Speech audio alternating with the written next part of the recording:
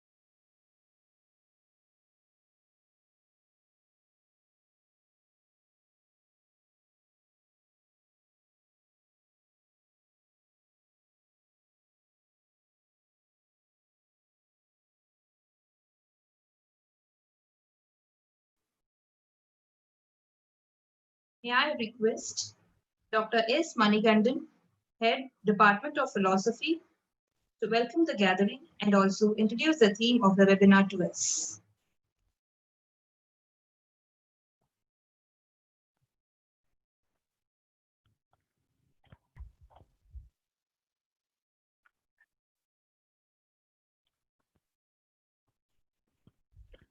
I request Dr. S. Manigandan, HOD, Department of Philosophy, to join.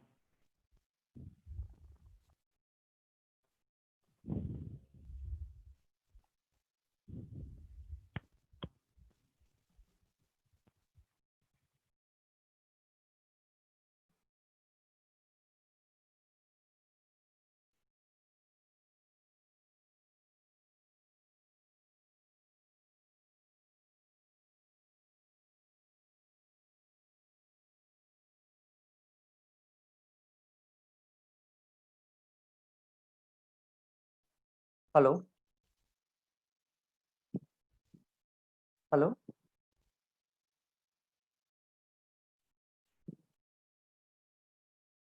Rasana? Yes, sir, please. We request you to welcome the gathering and also introduce the theme of the webinar, sir. Hello. Yes, sir, we could hear you. Voice is audible? Hello. Yes, sir, it is audible. Chintamani madam, for me the voice is not quite audible. What to do? Hello. Hello. Hello.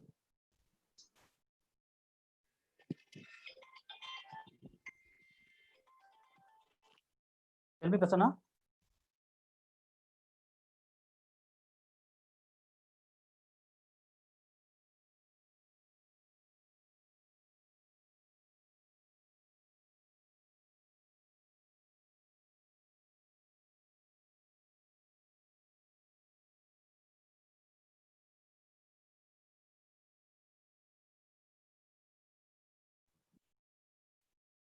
Agachan Manmurji College, Department of Philosophy and Internal Quality Assurance Cell.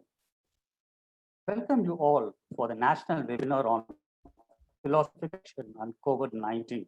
Good morning, ladies and gentlemen, the galaxy of intellectuals, professors, and my dear friends. How different is this morning, dear audience? You will yourself discover as a lecture of the speaker unfold. Well, my first and foremost duty on behalf of the Department of Philosophy, Principal and Management, we welcome you all to our national webinar on philosophical reflection on COVID-19.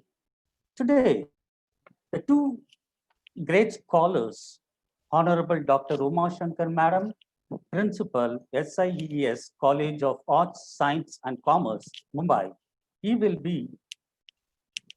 welcome you, madam. It is our great honor and privilege to have you, madam. Welcome you, madam. Our topic of the day is philosophical reflection and attitudinal change, the mandate for post-COVID.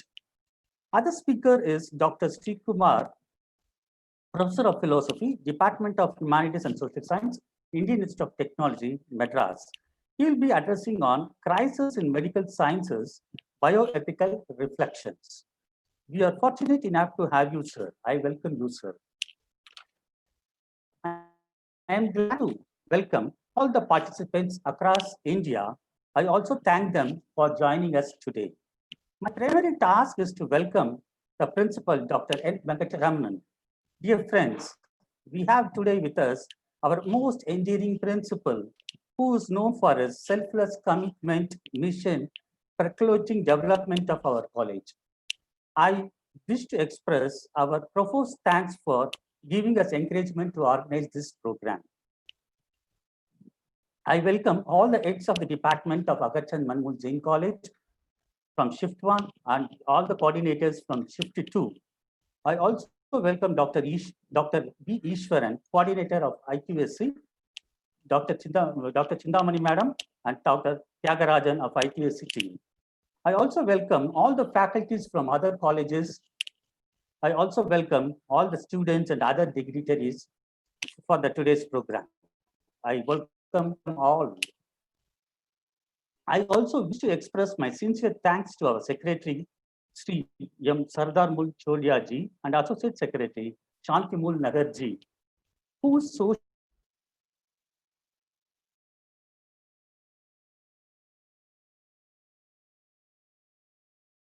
the theme of the program.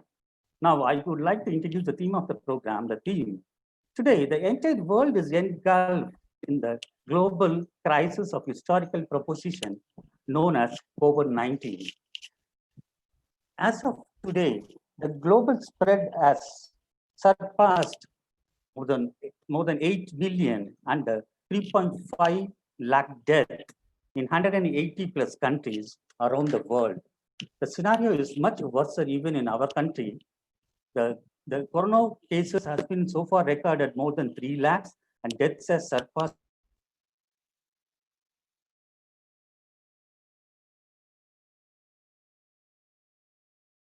global economic catastrophe, with the millions of people losing their means of livelihood and life's goal. Millions of people losing their livelihood and lives. Global suffering will escalate, jeopardizing lives and livelihoods for years to come. The COVID-19 pandemic is far more than a health crisis, affecting the societies and economics at board. While impact of the pandemic will vary from country to country, it will most likely increase poverty, inequality at the global scale. According to International Monetary Fund, The global economy is expected to shrink by 3% in 2020, the steepest slowdown since the Great Economic Depression of 1930s. For many, it is a crisis of a lifetime, staring in abyss of destruction, nothingness, disappointment, shattered dreams. Whatever people have built, created, or developed over many years of hard work appears to be suddenly collapse or face of a potential dire threat, one from which they feel cannot recover or repair. This is the mother of all crises, which is testing the humanity's collective will and a resolve to fight off the disease. Here, the key question emerges as to how to process and digest this unthinkable human, economic, philosophical, psychological, sociological catastrophe. The only solution is to view it from more philosophically. The only solution to fight the COVID-19 is be wise to know that nothing in this world is built of permanence. On the contrary, transformation and change are the only two constants in cosmos for all living and non-living entities. This is a true of reality. So we thought that to have a philosophical insight about this COVID-19, we organized this program. Thank you for joining. In my opinion, if we do not grasp and practice 6 feet of physical distance today, tomorrow will be under the 6 feet. Moreover, that is the only way to flatten the curve of COVID-19. Dear participant, I assure you all, ideas you discover will help you in your lives for a successful life you deserve. With these words, I conclude. Thank you, one and all. Jai Hind. Thanks for the opportunity. Thank you, sir. Thank you so much. Now, may I now request Dr. Prasanna Kumar, EM, Assistant Professor, Department of Philosophy, to introduce our chief guest, Dr. Umashankar, to us. Respected professors, other dignitaries, students, and friends. A very warm good morning to one and all. I'm so happy and proud to introduce the first speaker of the day, Dr. Uma Maheshwari Shankar. She is presently the principal and the head of the Department of Philosophy, SIES College of Arts, Science and Commerce, Mumbai. She was the recipient of 2017 Padma Shri Neelambat Yoga Mitra Award. She was the former chairperson of Board of Studies in Logic and Philosophy and the member of Academic Council, BUTR, RRC, and Faculty of Arts, University of Mumbai. She has so far supervised 10 PhD students and 5 MPhil students. Since 1993, she is engaged in teaching philosophy and psychology to the undergraduate students at SIES College. For the past 20 years, she has been teaching Advaita Vedanta to postgraduates at the Department of Philosophy, University of Mumbai. She has more than 20 publications to her credit. She has participated in many national and international seminars and presented papers on various themes like Advaita Vedanta, religion and spirituality, Shakti worship, and bioethics. She has also participated and presented research papers at international conference organized by the Indian Council of Cultural Affairs and Consulate General Office, New York, commemorating the 4th International Yoga Day in 2018. She has participated in the World Philosophy Congress of 2013 at Athens. She has done a 6-week Fulbright summer course on religious pluralism at Santa Barbara, California in 2018. She has also attended the Social Science Research Forum at Istanbul, Turkey. She has organized the international conferences and national seminars. She has conducted workshops on yoga and stress management, ethics and management, values, and indigenous management. She has also conducted 2 exhibitions on Indian philosophy and the importance of yoga. It is a great privilege for us to have you, ma'am. Thank you. Thank you, Prasanna. Thank you, Dr. Manikandan. Thank you, IQAC cell of the Jain College. It gives me indeed a great pleasure and honor to address this intellectual gathering and just to share my thoughts on the philosophical reflection post-COVID. Um, Prasanna, I'll just share my screen. Will you allow me to share my screen? I've just prepared 5, 6 slides just to give that certain thoughts as points in front of us. Then it becomes easy as I want to share my ideas.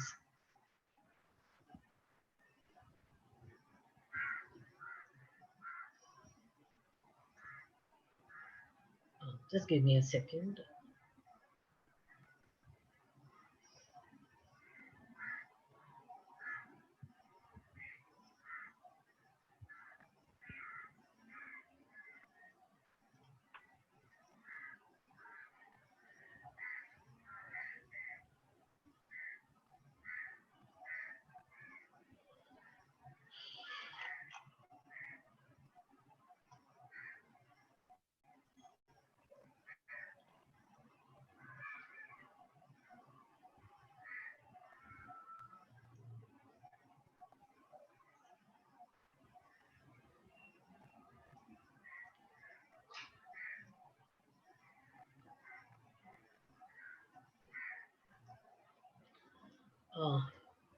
I do not know when I say share my screen, why it is not sharing it.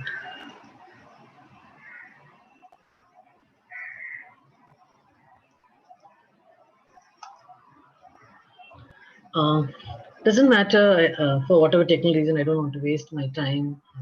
Ma'am, please check if you could share now, ma'am. Please check. Yeah. I need to click on the. Share Now, screen if option, other ma'am. participant is sharing, you cannot share. It says. I should get to my desktop, isn't it? Only then I'll be able to.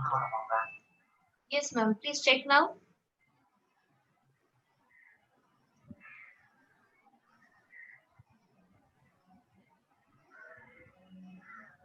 We are getting your screen, ma'am.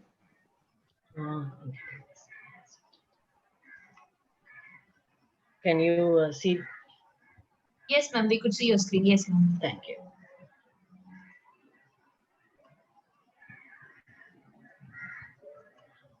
Philosophical reflection and attitudinal change is what I have taken as a topic to for us, all of us, to reflect, since most of us are from the philosophical world. A mandate for post-COVID, because as Manikandan sir very rightly set the ball rolling, talking about the kind of problems and the fear and what's happening to this world when this microscopic entity has entered the planet and has given almost a kind of a threat across the globe. So we don't need to be better than anyone else, because we just need to be better than what we used to be. It's just the beginning of my thought, because it's rather unbelievable that we have been caught unaware when the microscopic virus has entered the planet in general and in our vicinity in particular. So this is a kind of a crucial time ever felt or experienced in the history of mankind since the time life began on this planet. Of course, we are not forgetting the past. We had seen worse pandemics and calamities which had taken a toll on our living or just mere existence. Bleak moments are these, and I'm sure we shall prevail. With that positive note, let me begin that the change is inevitable and growth is just optional to us. Attitudinal change or a shift is a mandate for us, is my take on today's talk. It is not proper to hold on to old structures and standards. The death of standardization and hierarchical model has to go. I'm not looking into any of the theories so far, talking about in terms of philosophical ideas. I'm not going to name any theories or philosophers, but I'm talking about what has allowed me to think very loudly, accumulating over a period of time the thoughts that has flashed in my mind right from the Western, talk about from Marcus Aurelius to say Socrates to Aristotle, up to the modern thinkers, and from Indian side, largely since I'm a passionate Indian philosopher, from the Upanishadic teaching uh, as well as from Gita, Bhagavad Gita, which is my favorite text. Attitudinal change, therefore, I call it as a mandate. The new order has emerged. If are you able to see the screen? No, ma'am, we could not see your screen. I Can you do share not. it again, ma'am? Yeah. Okay. I suppose you can, right? Yes. Yeah. At the if anyone says that we have a solution today to offer, let us not fully believe it, nor let us completely ignore it, because nor can we afford to discard it completely. We'll have to do a kind of an experimentation or a trial and error method, which is going to be whether in terms of academics, in terms of socio-political issues, or economic challenges that we are going to have. As such, all of us are experimenting. Therefore, we need to go with the flow. My take on all this is let us fall back on our spiritual strength. Indian philosophical traditions have highlighted, sorry, Indian philosophical traditions have highlighted a lot on these values and virtues, which we have lost it in the process of aspiring technologically advanced world. Now, the disease or the disorder that we are talking about is certainly is going to give us a lot of challenge because it's taken up a big toll on all of us, and therefore we need to constantly work on what could be the new idea or a new thought that can take over. Uh, I look at three things: stress, anxiety, and fear. COVID, as the organizers began with, has distant people at one side. On the other side, we see some kind of a proximity. Suddenly, there is a sense of a pleasant closeness with people whom we have distant for reasons unknown. We see the other, quote unquote, as part of ourselves. The philosophical tenets like Gita constantly tell us that, as especially Krishna talks about it, not only in the 11th or in the 15th chapter, that everything is just the manifestation of that supreme power. You call it as nature, you call it as a Purushottama, you call it as Saguna Brahman, you call it as a Ishvara, you call it as a force, you call it as consciousness. The word hardly matters to us because that has completely enveloped this entire universe and we are going back thinking about it. An interesting poet like Kabir has said that let us learn to see divinity in everything. At this time of fear and stress and anxiety, is it possible to look at divinity? I think it's quite possible. I'm so very optimistic about it. The sense of helplessness is certainly obvious, and religious debates are not the answers, nor political arguments. We call people who serve the patients and help the needy people during the COVID time as COVID warriors. Is this an onslaught of a microscopic virus, a war against humanity? Is it a COVID war in true sense of it? In war, we have vanquishers, we have winners, we have losers, we have conquerors. Strange. Here we have only those who are afflicted by the virus, some who have got succumbed to it, and others who have survived, yet they are in the grip of fear, and others are not yet got it, yet constantly living with that fire. Where there is fear, let us make it very clear, there is not going to be any life. We are almost dying every moment. Uh, this stress, anxiety, fear slide that I'm trying to share with you is only to, even if it doesn't come in front of you, you can always listen to the words. Stress cannot be obliterated or can be, tested constantly. It has to be managed. It has to be learned. How do we learn this concept of, your stress management that we talk about it? Uh, I also look at anxiety, which is a kind of a prelude to stress. And how anxious are these moments when we are constantly facing, talking about death? People are, the constant engagement, whether with people who are in front of us, in the WhatsApp, in media, in newspaper, wherever it comes, we are only talking about this. So overall, the root cause for all of them is fear. And the fear, our Indian rishis have said that the root cause is, it starts with ignorance. I'm not getting into avidya and the entire Advaitic argument on that. But philosophically, when we look at this problem, but practically speaking, it is a non-acceptance of this uncertainty. Uncertain, as Manikandan sir also made it very clear that that is the order of the day. Can we accept uncertainty and acknowledge all that comes in our way absolutely in a cheerful way and in a beautiful manner. Fear, one has to face it and one cannot go with regret. So during COVID times, when you look at it, whether we have learned something big or small, lessons have been learned. And one of the things that we have come across is people have started living very minimalistically. That was the order of the day even earlier. Isha Vasyam Idam Sarvam Yatkimna Jagatyam Jagat, the Isha Vasya Upanishad, the first mantra says that the entire universe is indwelt, enveloped, covered by that supreme being.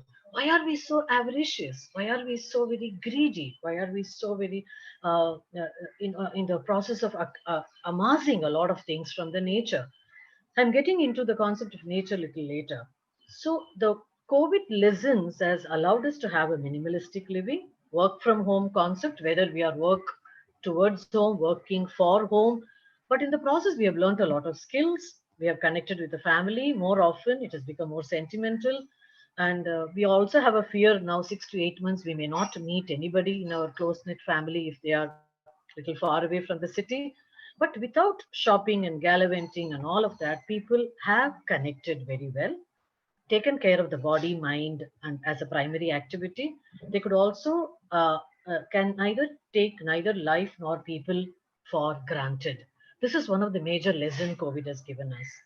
So, in the time when the fear and uncertainty has gripped us, let us go back to the Upanishadic dictum: Ajaram, Abhayam, Ashokam, Anantam. Let there be Abhaya. Let there be Ajara. There's no need for Ashoka. Let there no need for Shoka. Let there be Ashoka. No suffering as we are looking at it. But when we know that there is no point getting out of it, we are going to have a lot of problem. I was just reading some old books. There was a tribal story in which a person in the village during a time of a very bad disaster, a disease had taken them, praised to goddess, and they believed in the Grama Devata. And when the goddess appeared after his fulfillment of his prayer, she said that, what is it that you're asking? When the villagers said, the whole village is gripped with this disease, and as a gracious goddess, will you take it away and protect us?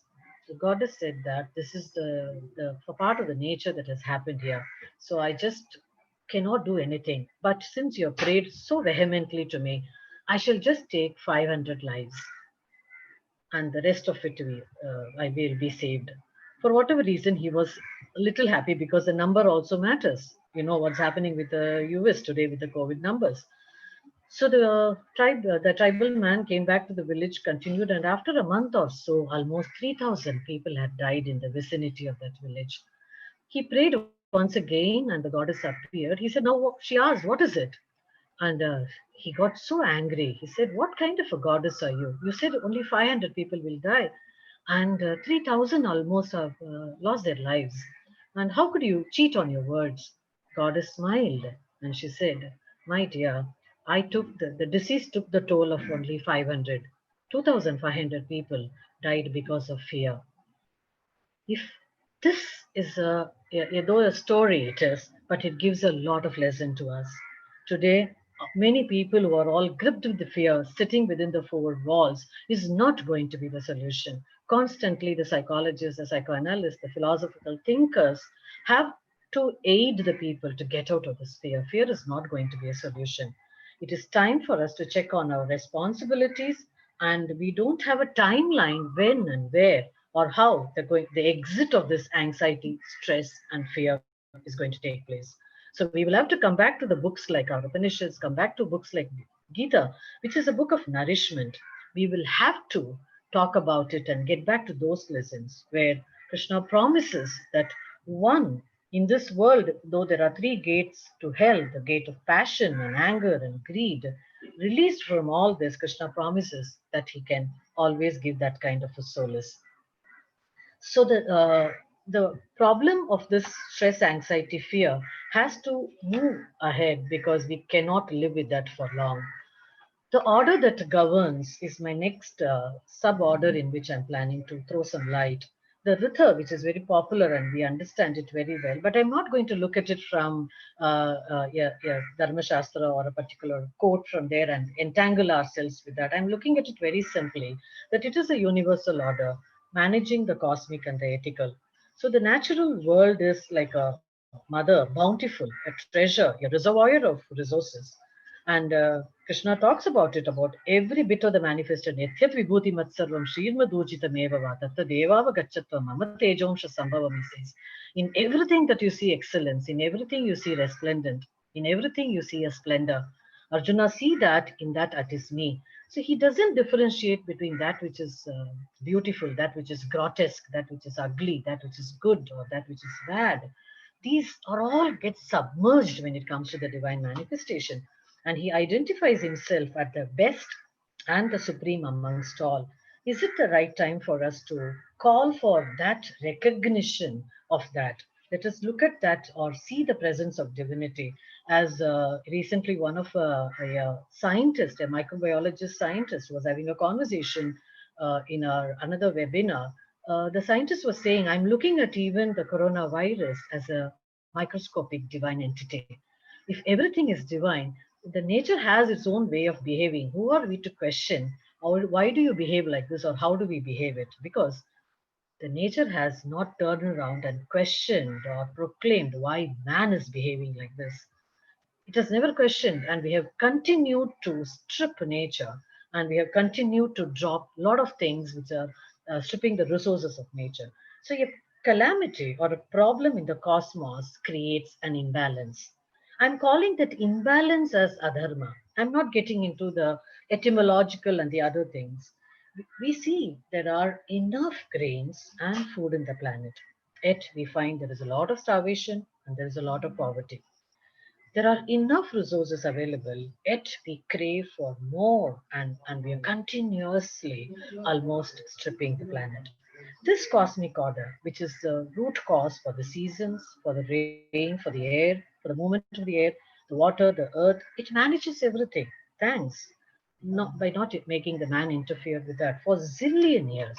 Now, the concept of dharma, if I have to look at it very in a simple way, in an Indian or ethical or philosophical tradition, it is used almost as a naturalistic term. The whole universe is grounded by dharma because dharyate iti dharma. In a very broadest sense, it is considered as a universal law which upholds the cosmos. Now, it also has, in the Rig Veda, if you look at it, it appears almost like a cosmic ordinance, often in connection with a natural or a divine law. I'm though tempted to compare it with the natural law of Thomas Aquinas, but I'm not going to do it because I'm going to stress my forte only to the our understanding with the Indian thoughts and Indian sayings. What is ethical is so natural to man, and therefore dharma is believed as that which bears or holds it.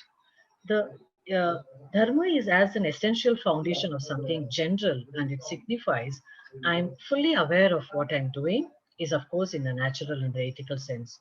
It turns on the other side as a duty, as a virtue, as a moral strength, and any peculiar or prescribed practice of duty is like giving, even like giving alms to people, say, a sense of generosity that you have it, administrative justice we talk about, a piety, all of them, a courage is the dharma of a kshatriya.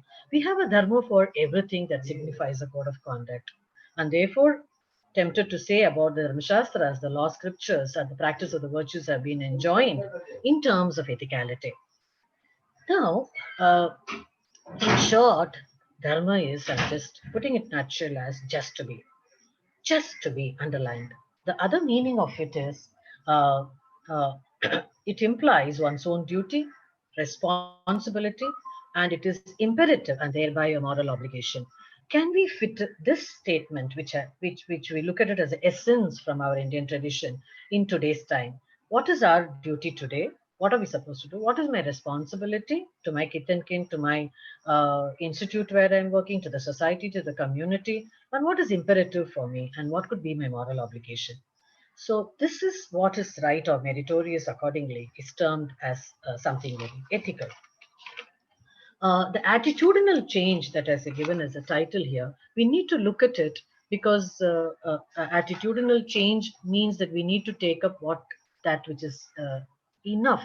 When it comes to the natural resources, or when we look at the nature asset, bountiful nature in front of us, whether in terms of water or ores or grains or minerals or water or what not, from rock to the sand to everything, we have been continuously exploiting it. So anything more that we crave more than what is required at the individual level, I'm talking at the microscopic level, anything more than that we do it is going to create that imbalance that we are talking about. So it is time for us to acknowledge this integral link between us and the cosmos, which has to be appreciated and acknowledged at the same time. So the change that we are constantly talking about it, which is the order of the day, we see that the present, the past, and the future collapsing just in one moment. It's almost like we are reminded of the Kshanikavada of the Buddhist theory. The integral link that we are talking about between us and the cosmos, while constantly appreciating it whenever we expand from individual towards the universe, what demarcates us to what extent we can understand the universe. So whenever we are able to demarcate it, we call it with a name as Ishvara, which is so very tempting in our ethicality, in our religious studies, in our philosophical traditions. This demarcation brings about gods like Shiva, Vishnu, Jesus, Krishna, Allah, you may call it by any name. It is a time, at this time of crisis, when we are expecting us to deal with this uncertain feature. Yeah, opportunity COVID has given us is to remain in solitude. Can solitude be considered philosophical? An opportunity to enjoy that solitude? Can there be an introspection? I'm calling introspection as an important mandate to take home. This is an attitudinal change. Earlier, where did we ever turn towards us? Did we ever pause? Did we ever look within? Did we ever smile? Did we reflect on the things that are all happening around us?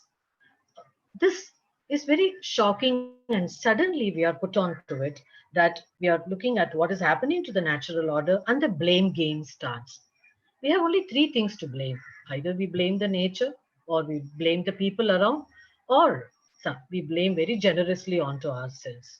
And this goes on and on. So the natural order, when it is in its place, it is left to us that we do not interfere. So if there are reasons are so very compelling for us to look at the problem of today, the order has to change. The policies have to be altered.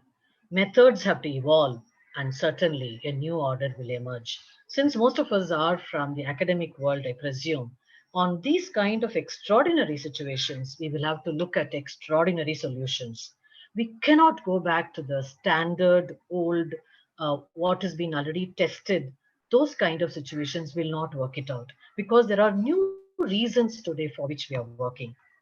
I have an interesting slide which is not getting up here, where I have made as, let us look at some of the R's. I thought R's I'm looking at as reconstruct, rekindle, recognize, respond, and regulate. On the other side of it, I'm looking at refute, refuse, regret, react, and regress. These five has to be discarded. So I'm just going to compare the R's, which just flashed in my mind last few days when I've been working on this topic. If we have to reconstruct, we'll have to reconstruct and by destroying the old habits.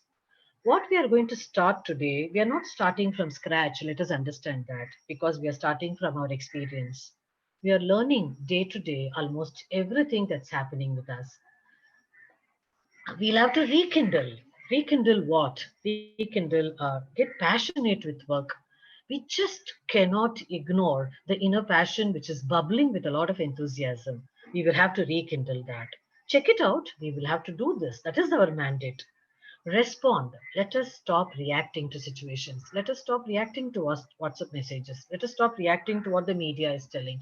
Can we respond to problems? Can we respond to issues which are all in front of us? This response can be more positive, and reaction, as obviously, can be very negative. We'll have to rebuild, as in calling it, rebuild and regulate it, is our confidence. Our confidence, which has definitely has come down. There are moments of hopelessness. There are moments of helplessness. We will have to regulate them. How do we regulate it? We will have to invest a lot on new resources. We will have to be more resourceful. We will have to learn a lot of skill development things. Now, for little things like even making up a e-content or making up a PPT for a seminar like this and all of it, my young colleagues have helped me a lot in this. We may have the expertise of 30 years of teaching, but today's generation, or so we'll have to understand very clearly that all of us are on the same page as of today's concern. We will have to merge, bring the thoughts together. My next concern, looking at it, is when we're talking about being responsible and to regulate and not to regress. One of the important things today the COVID has given us is the idea of a Saucha. Saucha is that sense of cleanliness. It looks ridiculous today when this generation is not able to accept the fact the way at least three decades back when we were brought up, or even a few elders who have been brought up, we have never entered a home or the kitchen without washing our hands or legs. It has been a mandate. We have never touched anything which was even contaminated in terms of the idea of a sanitation, which was inbuilt in our living. Now, once we open up this gamut of the social life, we have almost brought everything into it, and we do not know how to manage it. So let us ponder and think. That is what is my next slide talking about. Uh, in that, I am looking at the lessons from Corona. One of the greatest lesson I'm looking at it is Sahana Vavatu Sahana Bhunaktu Sahaviryam Karavavahe.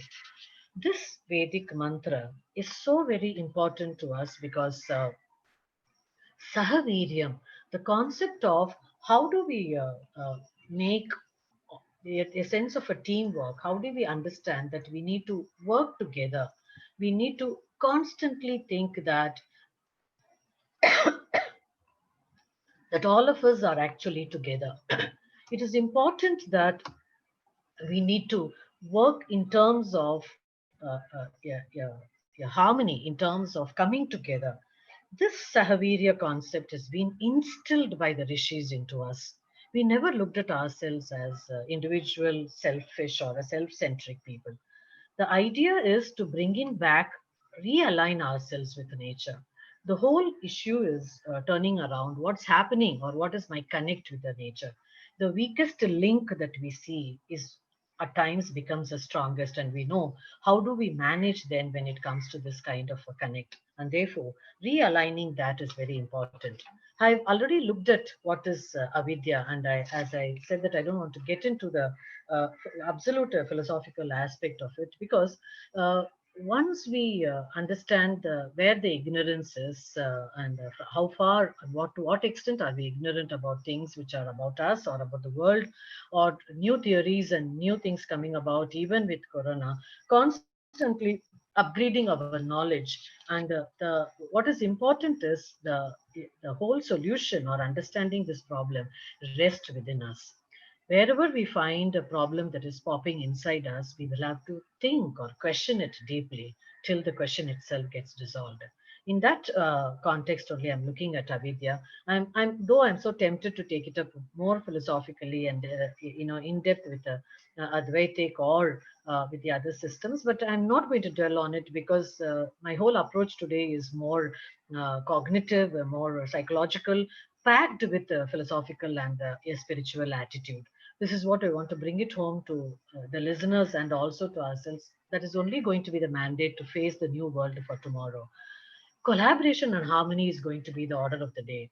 If we are not going to learn to collaborate or a teamwork in whatever sense, today the IQAC team in every college is organizing a lot of things, and we are also putting it across with our ISR projects, our CSR projects, and with the community services, extension activities. We talk about all this very loudly in every institute because only collaboration and harmony can bring about. I'm just making a loud thinking here. That's why I just put a heading as how do we ponder and think on these. I'm also tempted to share a story that I recently read about. Whenever we talk about life, whenever we talk about finding solutions to problems, and even when there are solutions in front of us, we do not take them and we give a lot of excuses. That reminds me of a story when a villager was making preparations to give a great feast.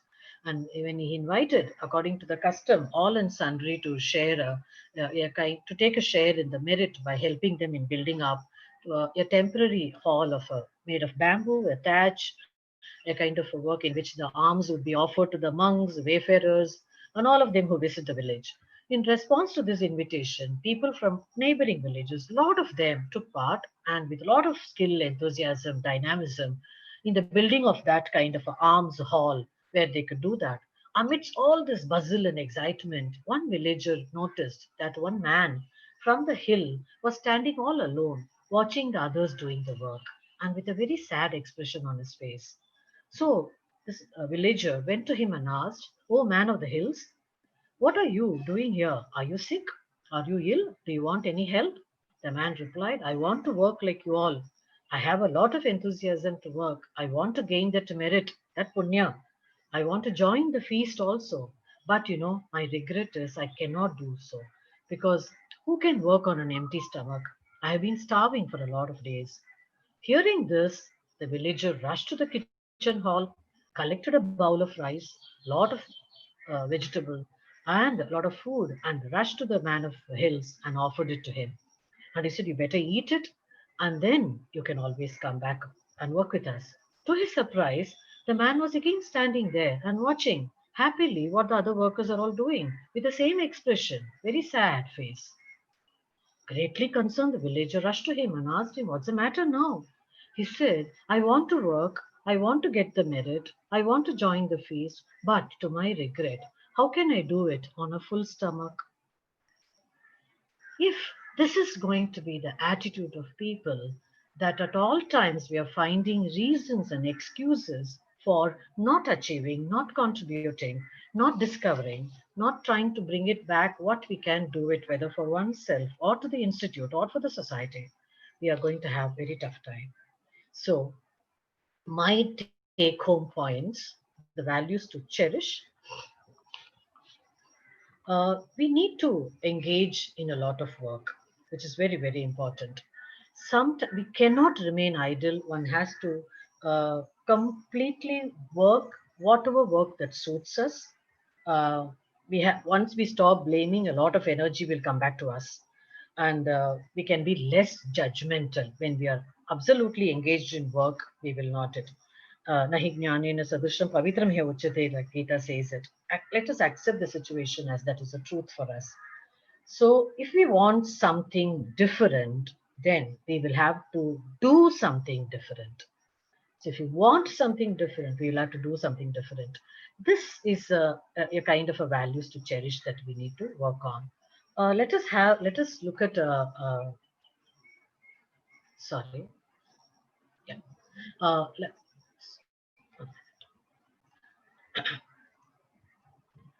Care, compassion, and concern is very, very important. How much ever we have found that we are caring, we are concerned about it, I think it is not transformed in many places or in our own endeavors into action, which is very, very important to us. Consistently accepting the change is important. Blaming or talking about it is not going to give a solution.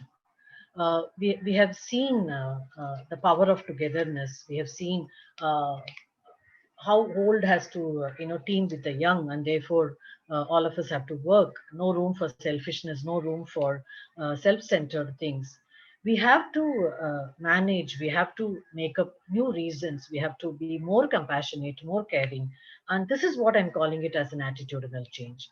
The tendency to continue the old way will always tempt us, because nobody wants to walk on a new path. Nobody wants to test or check out for a new path also. So we will have to reconcile our old habits with the new, with a total sense of awareness. This will actually bring about a huge sense of what I call it as kindness.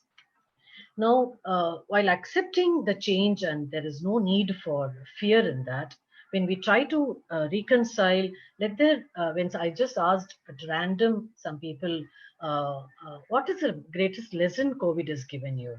Some of them very openly have said that in future, I will be less complaining. I shall be more loving and I shall be more forgiving.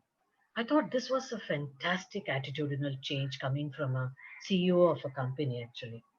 Why this? All this while the amount of vengeance and the amount of vendetta, amount of cutthroat competition, amount of in the idea of economic growth and progress, we have lost a lot of human values, especially when it comes to love, kindness, and generosity.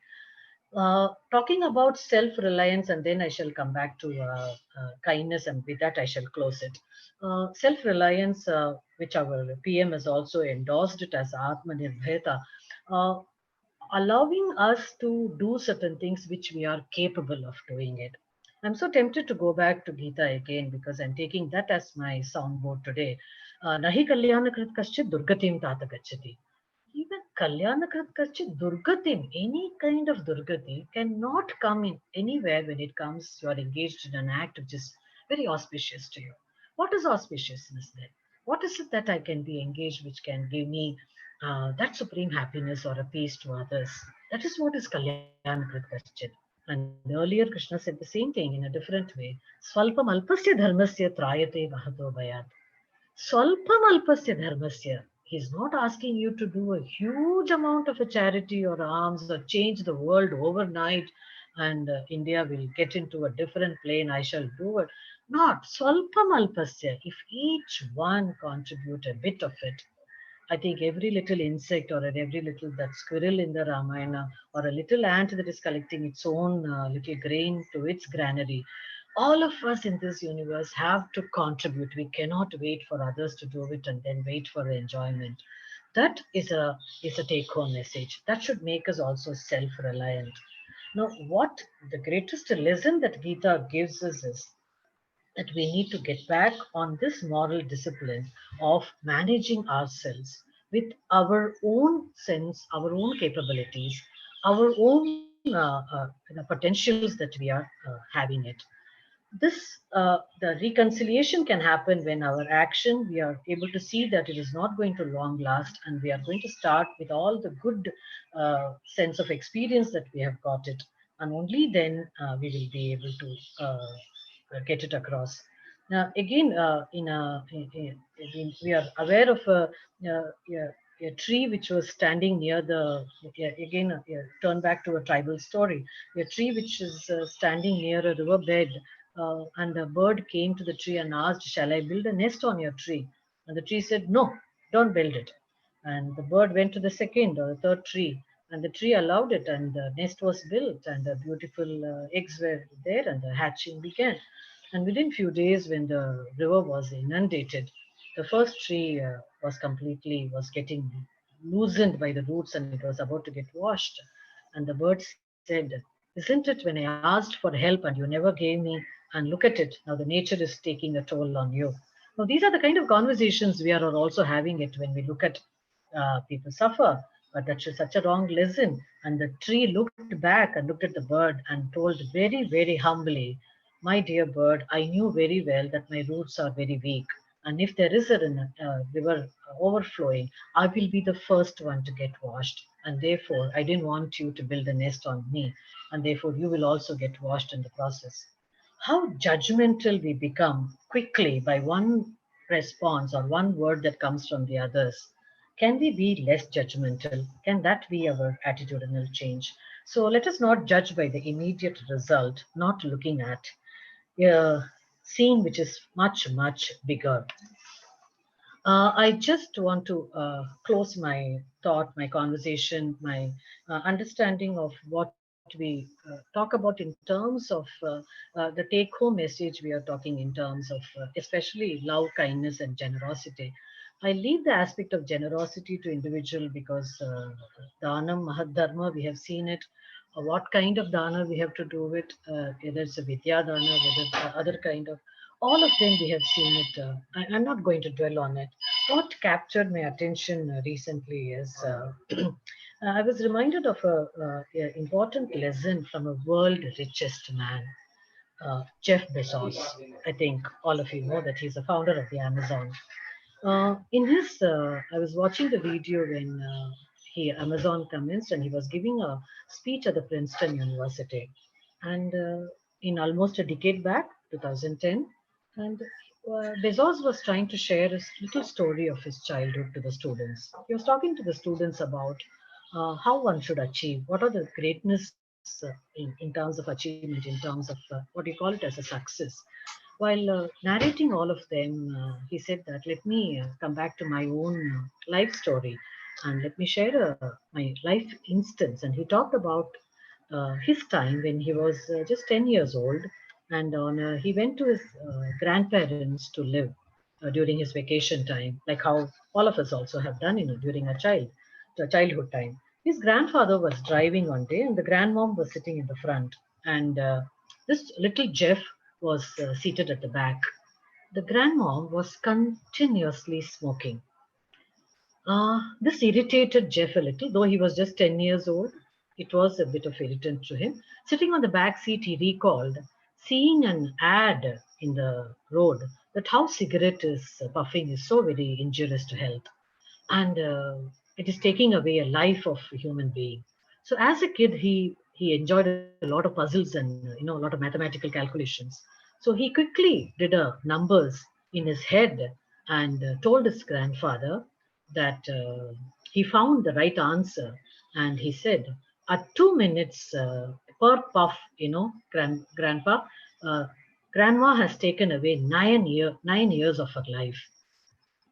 Moment he said this, he thought grandpa will pat him, give him that what kind of a quick calculation you have done, appreciating his cleverness, appreciating his mathematical ability, his in a jiffy that he could give an answer. He thought that all this kind of encomiums will shower on him. But something very strange happened, Jeff was telling the students of Princeton. He said the grandfather pulled over and got off his car, and he then held Jeff and told him, young Bezos wondered what is going to come next. Jeff, one day you will understand that it is harder to be kind than being clever. Those words literally stayed with Bezos. And he was telling the students, and now today to all of us that he's trying to share with us, that cleverness is a gift and kindness is a choice. Gifts are very easy to get it. We can accumulate, we can ask for, we can demand, but choices are very tough. Our lives are really all about the choices that we make. Let us understand today that given a choice to us, can we be more kind? Can we be little more understanding towards the world in which we are looking at it? I end my talk with Wayne Dyer's quote, when you have the choice between being right and being kind, just choose being kind. Thank you so much for a very patient and a kind virtue that you all have had listening to me. All that I have done is you're kind of a pondering, reading a lot of philosophical work. I'm not trying to create a kind of a philosophical debate with anything because COVID is new, the lessons are new. I'm just falling back on our own spiritual strength, which is there in this soil. And I thought I'll just share it with you with a lot of stories also in order to make it a little more lively. Thank you, Manikandan. Thank you, Tyagarajan sir. Thank you, Prasanna. Thank you all, wonderful audience, for a very patient listening. Yes, ma'am. Thank you so much. Thank you so much for your powerful and optimistic speech, ma'am.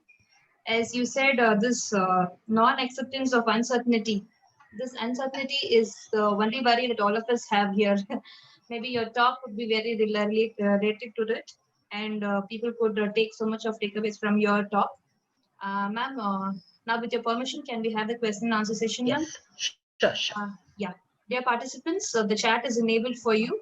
You can post your questions on the chat box. Our resource person would be able to answer your questions. Please.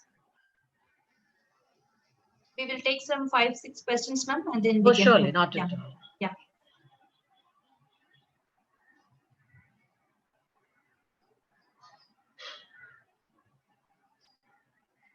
So nice to see Paneerselvam sir. I salute you.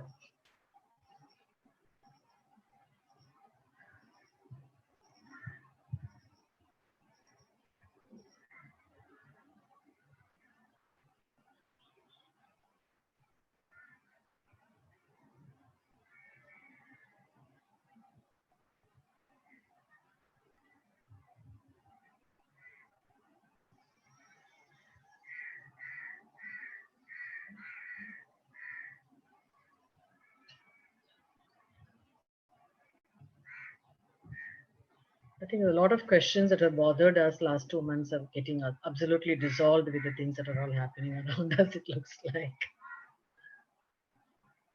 It would be nice if some of you can also share certain things from your life, which I could also learn in terms of how do we have those kind of attitudinal change. Like even yesterday, there was a psychiatrist meet in Mumbai, and I was also part of that. And the Just a take-home minute, ma'am. message, yeah. Yes, ma'am. Yes. Yeah. Participants, please post the questions to everyone. Please select everyone from your chat box and post the questions. Yeah, fine. Let me complete what I was talking. I'll come back Yes, to the ma'am. question on divinity. Yes, ma'am. Yes. Mr. Shetty, as well as Dr. Shetty, Harish Shetty, the well-known psychiatrist in Mumbai, as well as Dr. Bharat Shah, both of them made it very clear that the take-home for anybody should be kindness. And he expanded a research conducted in the Harvard that more we are kind to others, the immunity increases. I think you can go back to the YouTube of Harish Shetty, and he was proved it by that experiment by the psychiatrist that how immunity increases by that. Yeah, I'm just going back to the first question. Yeah, how the virus is divine. I think it is a perspective.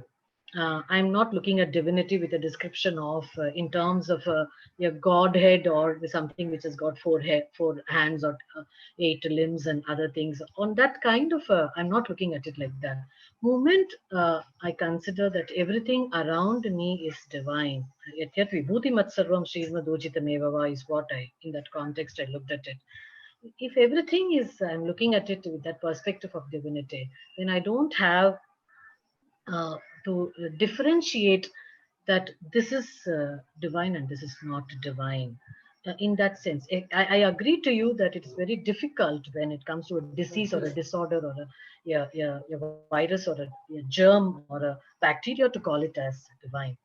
But I think we will have to move from this forte to a higher level of it in a cosmic sense, everything. I suppose you all might have seen that fantastic video that has come out by the NASA of that gray blue dot. I think if you look at it, your entire perspective about this planet and the problems will completely change. You must watch it. I wish to get a response to the Kubler-Ross model, yeah, which outlines 5 distinct stages of human reaction. Fine, absolutely, I agree. I'm a great admirer of Ross. In many of the conference, I've spoken the Ross model, and she talks about it in a very, very exclusive sense in terms of death and dying, because she looks at it as a geriatric problem. Yes, initially there is a denial, there is anger, and we try to bargain it, and there is a depression and acceptance. Knowing this, I'm just asking you all a very simple question. Is it necessary that I have to go through all this for to reach it? She has given almost, she has questioned around 437 or so, if I'm not mistaken, people who are all having their near death experiences. Based on that, she has brought out the book as well as this model. And near death experience where when death is so close to me, I cannot accept it. I will deny it. Even if the doctor tells me that I'm going to die in few days, I will keep telling me I will not die. Anybody else in the world may die. I may get angry with the system, with the scientific advancement. I may bargain with doctor. Can you give me 3 more days? You remember one of the beautiful case study, if you can go back to the Ross model. She talks about it, a cancer patient. Then there is a depression because just before acceptance is, you just want to calm down. And then comes, I'm just asking, can we slowly accept this entire things around us, accept it that there is something new, and let us start working positively. Acceptance doesn't mean we are succumbing. Acceptance doesn't mean that we are not happy. Acceptance doesn't mean that we are having a regret or a regression, we are discarding or ignoring it. That is what I'm looking at it. In this 21st century moves from spiritualism, materialism. Therefore, is COVID a punishment from God to humanity? Lesser I comment is better, because in a very, very philosophical sense, absolutely Advaitic sense, there is no God who is all set only to punish human being. Then where is the benevolence of God? This is a very philosophical debate. We have been having it in our undergraduate and postgraduate classes. If there is a benevolent God, why should there be a evil? Now, looking at Shankara in an Advaitic sense, our Upanishadic teaching and all, we discard evil itself. It is just an event. I think today this will be very shocking if I just tell you the COVID has just visited the planet. It will go tomorrow or in some time, but it will leave a lot of trail for us. It's a take. I will not completely agree, but most of the religious studies and text and discourses say that to instill that fear in you for not doing wrong things, they say you better do good things so that the God is pleased. If the God is pleased, the nature is in order. I mean, this is a kind of a nice religious cosmic game that we have initially to make people aware of their do's and don'ts. My question is often difficult, Rimpi, to find it to apply what we know what should be done, but lack of motivation to follow through what should be done. Get self-motivated, dear Rimpi. You need to work on, self-motivation can come. A lot of motivational talks can help you out. You can connect with people who are all doing extraordinary work. Get a little, see, just last night I was reading something else, and this Jeff Bezos just flashed in front of me. I just went on to his talks and I wondered, this was so apt today to fit into the kindness.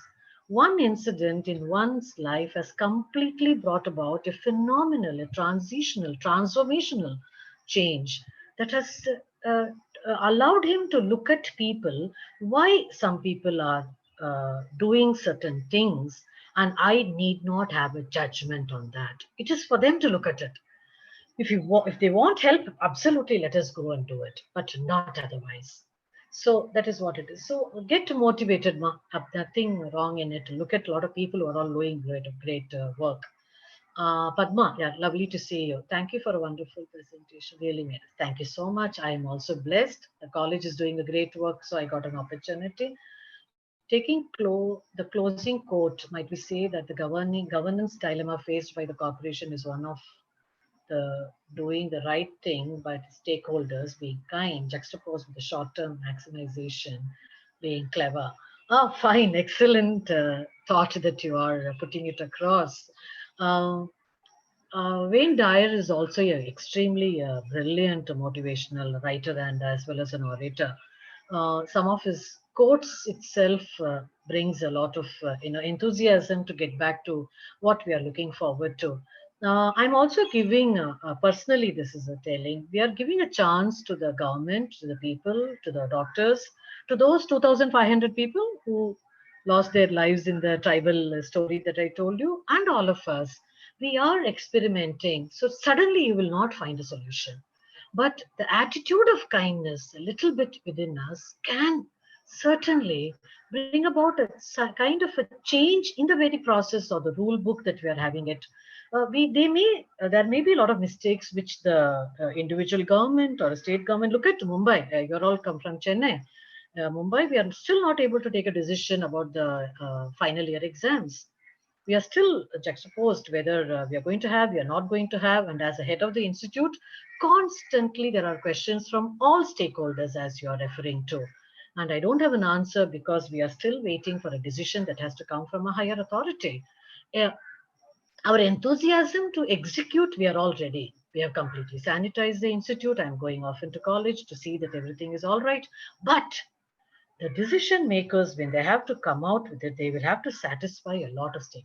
And the bottom line truth is we cannot satisfy everybody in the world, right? I think I must close here. I think so because the next speaker, Sri Kumar, has come. And once again, thank you all so much for a very, very receptive audience. And I'm happy that you all have. It has set a ball for all of us. It's a kind of a loud thinking, I would call it. All of us put together, think and ponder a lot of things. For that opportunity, I thank you all once again. Thank you so much. Thank you so much. Thank you so much. Thank you, ma'am. Now, may I now request Dr. Prasanna Kumar, Dr. E.M. Prasanna Kumar, to formally propose vote of thanks to Dr. Uma Shankar. I shall listen to Sri Kumar also. Oh, okay, then okay. No, you can carry on. Finish it off so that your job is done. It's okay. Okay. And we will have it together. Oh, sure. Yeah. May I now request Dr. S. Ananthakrishnan to welcome our chief guest, Dr. Sri Kumar Nedikapillai, to us.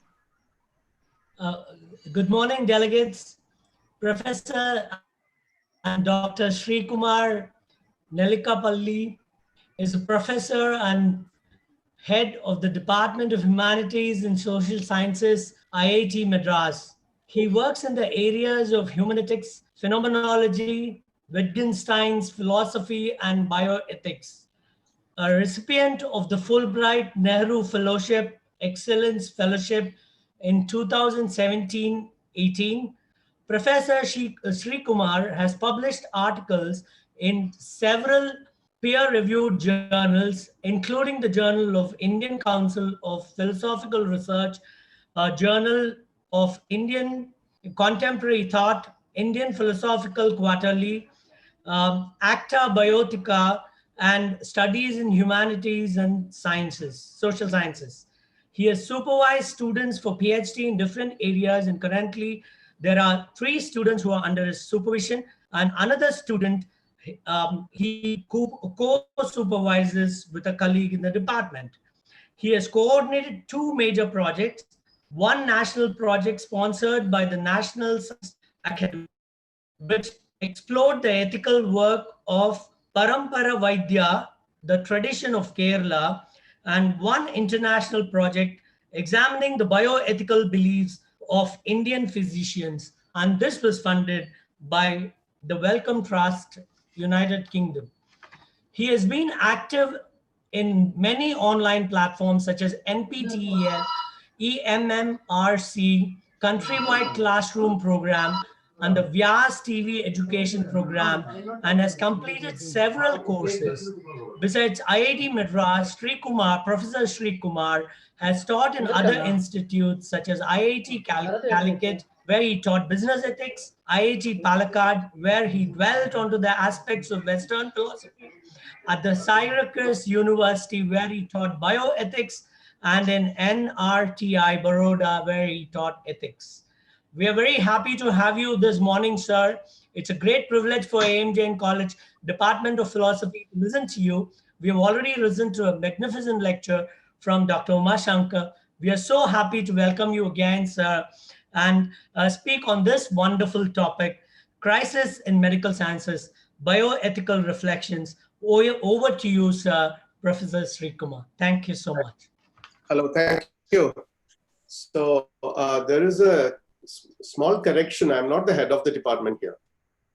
Okay, and in IIT, you know that we work in department of, we are part of the Department of Humanities and Social Sciences.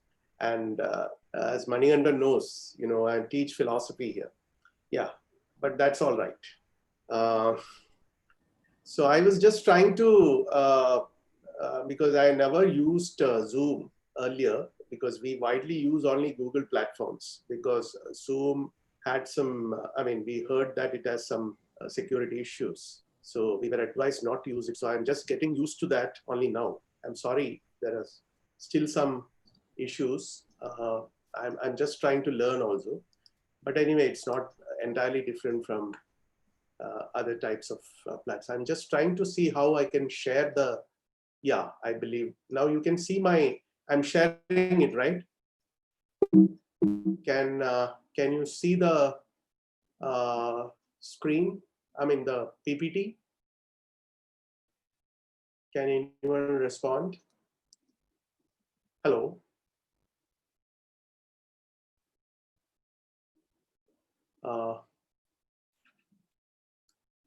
Hello, can you hear me? Can you see this PPT? Okay.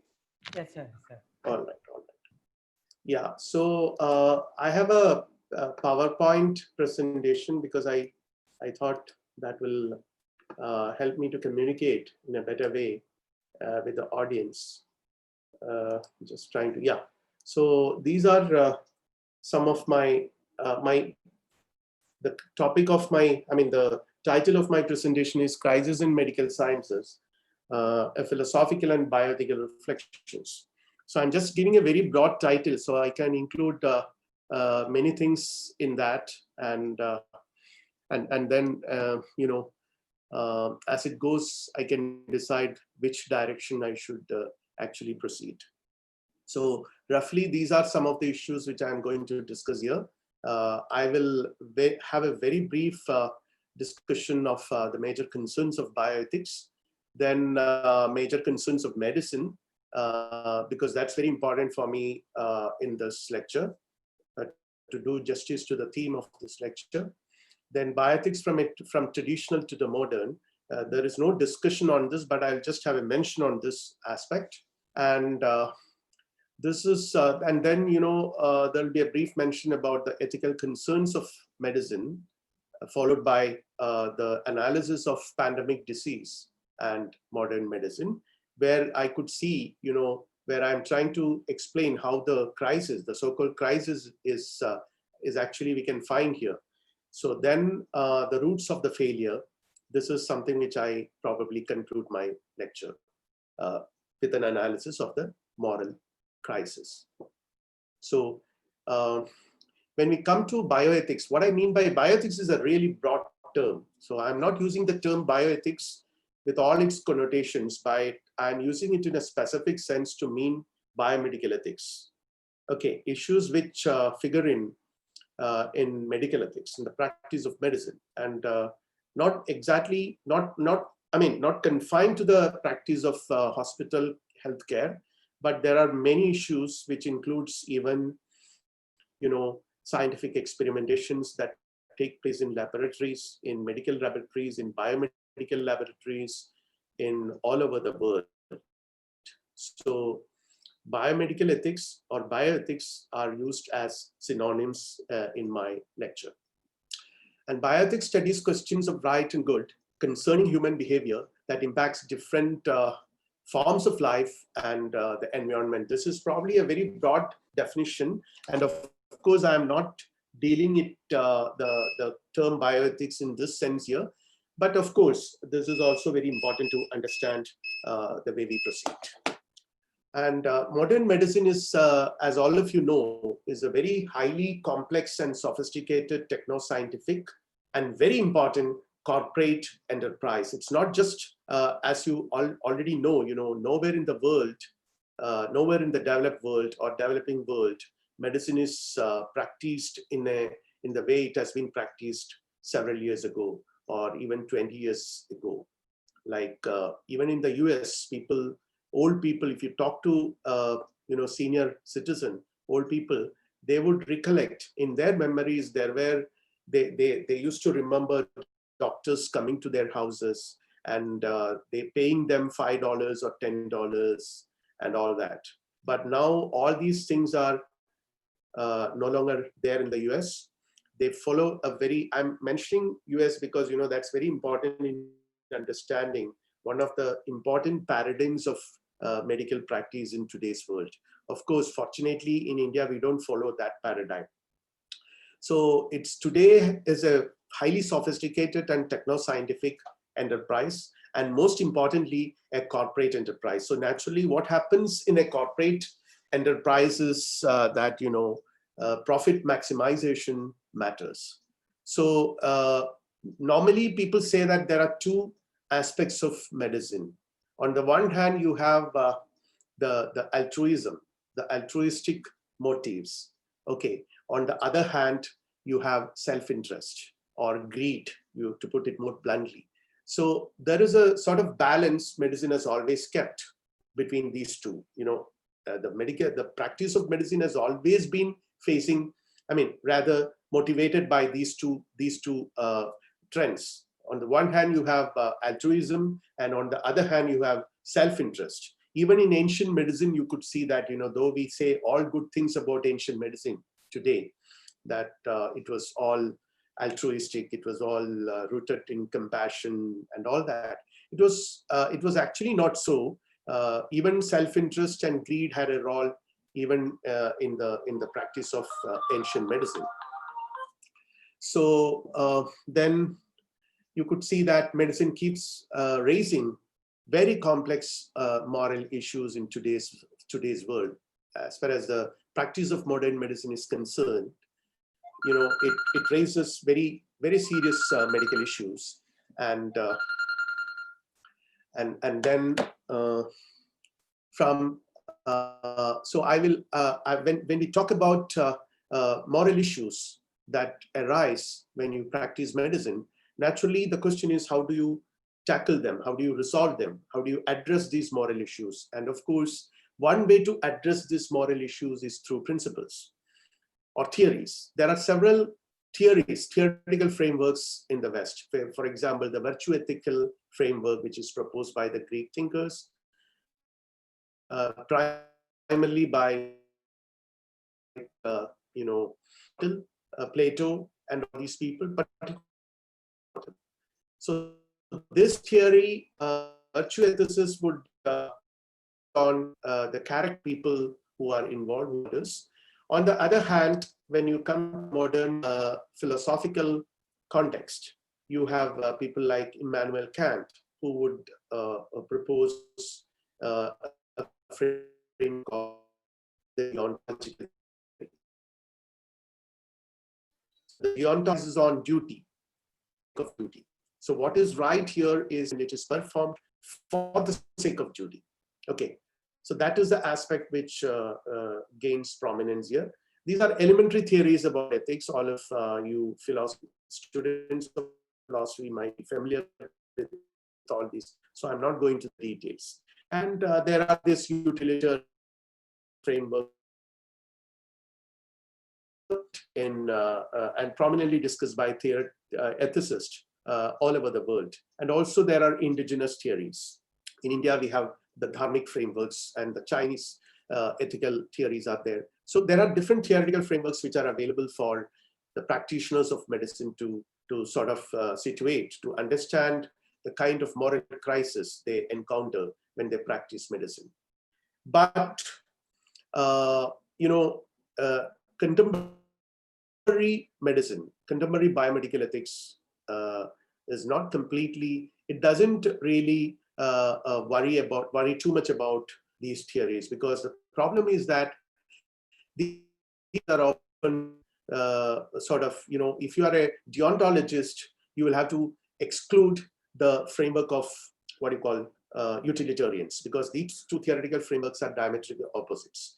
Because deontologism focuses on action, the worth of action, the value of an action lies in the action itself, because it's based on your duty.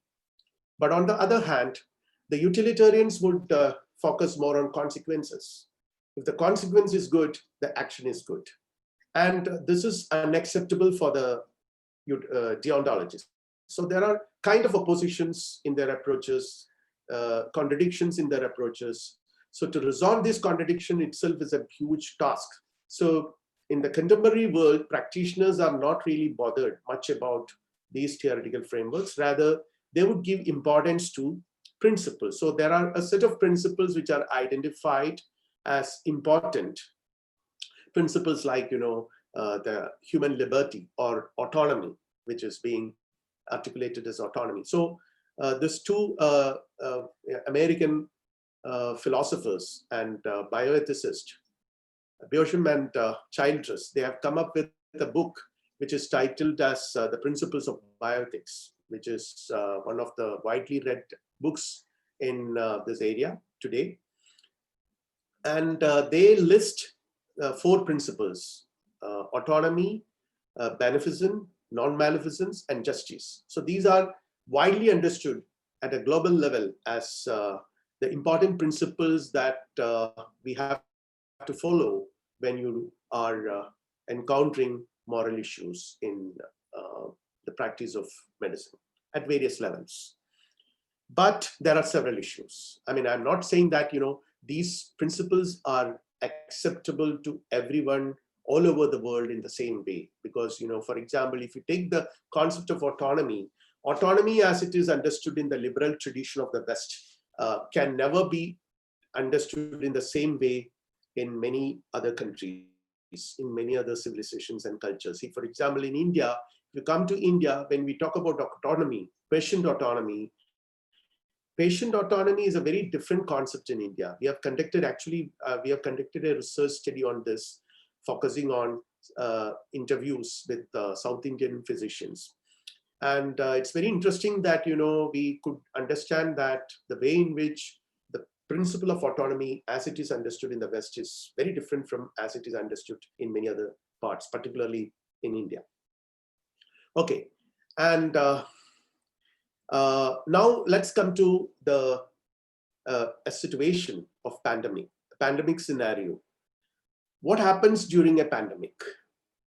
There are certain ethical issues which we directly have to address during a pandemic scenario.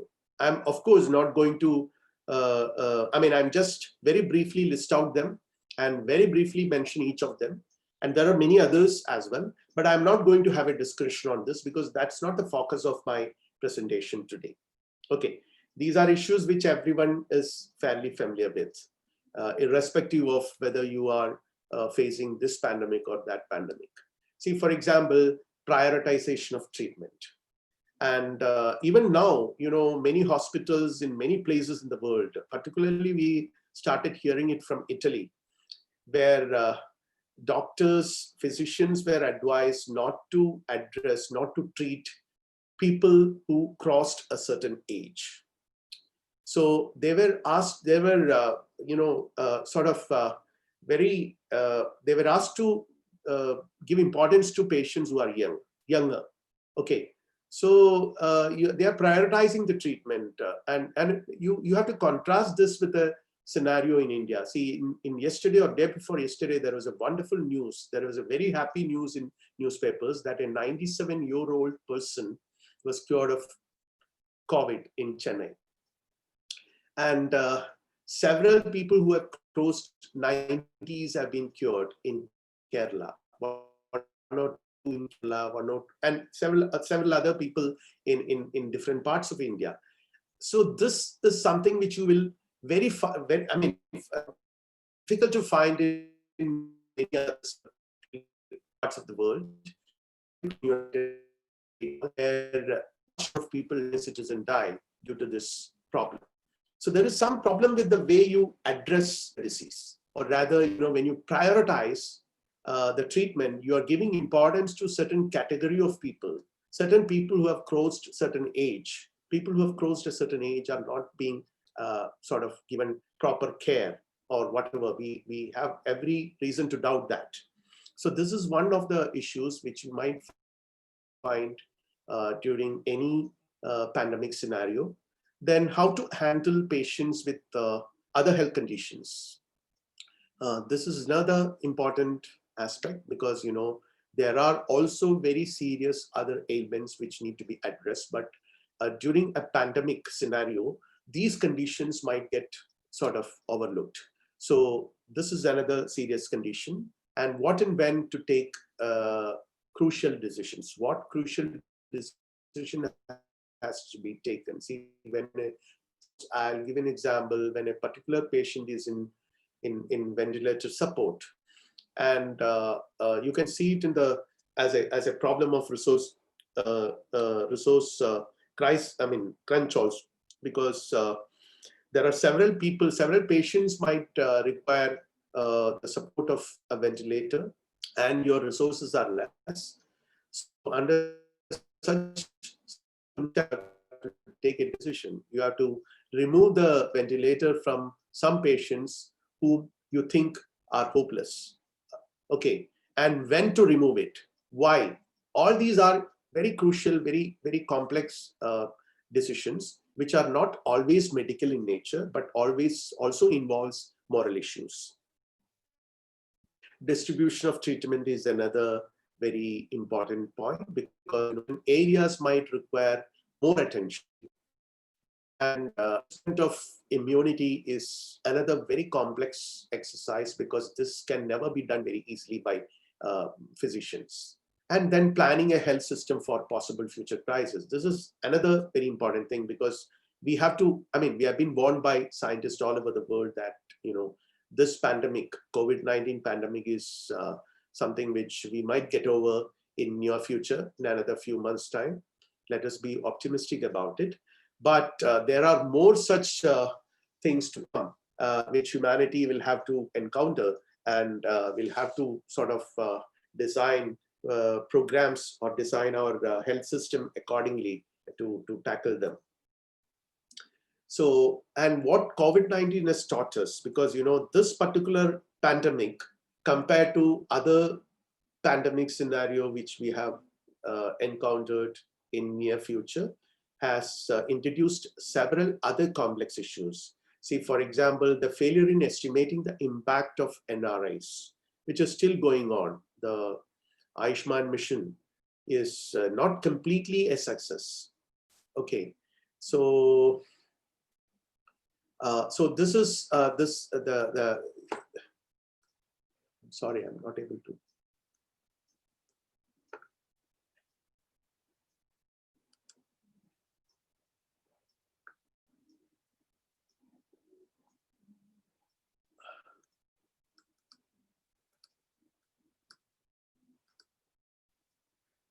I was see, I get a message saying that Sri Bala is sharing, and I would not be allowed to share when another person is Right sharing. now, right now, it was now. Yeah, so kindly. Yeah, so this is one problem, and another one is failure in addressing the migrant laborers issues. This has become a huge issue in India. All of you know that, you know, the migrant laborers, the kind of sufferings these people have, thousands of people who of India, they are not able back and what and is undergoing, you know, so all these have started attracting the attention of media all the world. So these are issues which we never anticipated, which we might have to address during a pandemic. Then the lack of infrastructure, which is being exposed, because we always thought that our health infrastructure is, if not very excellent, it's not very bad. We are able to address some of these issues, but now we realize that it is no longer able to, it's incapable of handling a pandemic situation. The economic crisis like job losses, problems faced by farmers, small scale industry people and all that, they are other side of the problem which are not directly medical in nature. And affordability of treatment is another huge concern, because now there are news that keep coming in the media, which says that hospitals, particularly private hospitals, are overcharging patients. Hospitals in yesterday there was a news that, you know, nearly about 2 lakh some hospitals in Hyderabad were charging the patients, and in Chennai also the private hospitals are overcharging, and now the government is proposing to keep a cap on the charges, suggesting, and I don't know what is happening. I think the government is still negotiating it with the private hospitals in Chennai. And access to insurance is another problem. There is a lot of lack of clarity about this, because many insurance providers are not ready to fund for COVID-19 treatment. And there are several huge confusion in this area as well. So we have a government insurance plan in India, but to what extent that is effective when it comes to treatment for COVID-19 is not known. And need to rebuild public health care system, which with necessary improvements, as the government has a key role to play here. So this is another very important aspect which we need to keep in mind. The government has to play, or the governments will have a very important role to play here when it comes to rebuilding the public healthcare system in future. We will probably discuss that a little later towards the end of my presentation. And now I will focus on ethical issues during and after pandemic disease. Many principles are violated. See, this is another set of issues which we might encounter. Issues like freedom, liberty, autonomy, informed consent. These are so paramount, so important as far as the practice of modern medicine are concerned. When we talk about the principles of bioethics in today's world, autonomy, informed consent, these are extremely important, paramount as far as the practice of modern medicine is concerned. But under a pandemic scenario, these principles are grossly violated. So there are already, we have already witnessed it in United States that thousands of people coming to the streets, arguing for freedom, shouting for, demanding freedom from them. We know how to take care of. We don't want the government to control us. So there is always a clash between the libertarian, the liberal outlook, which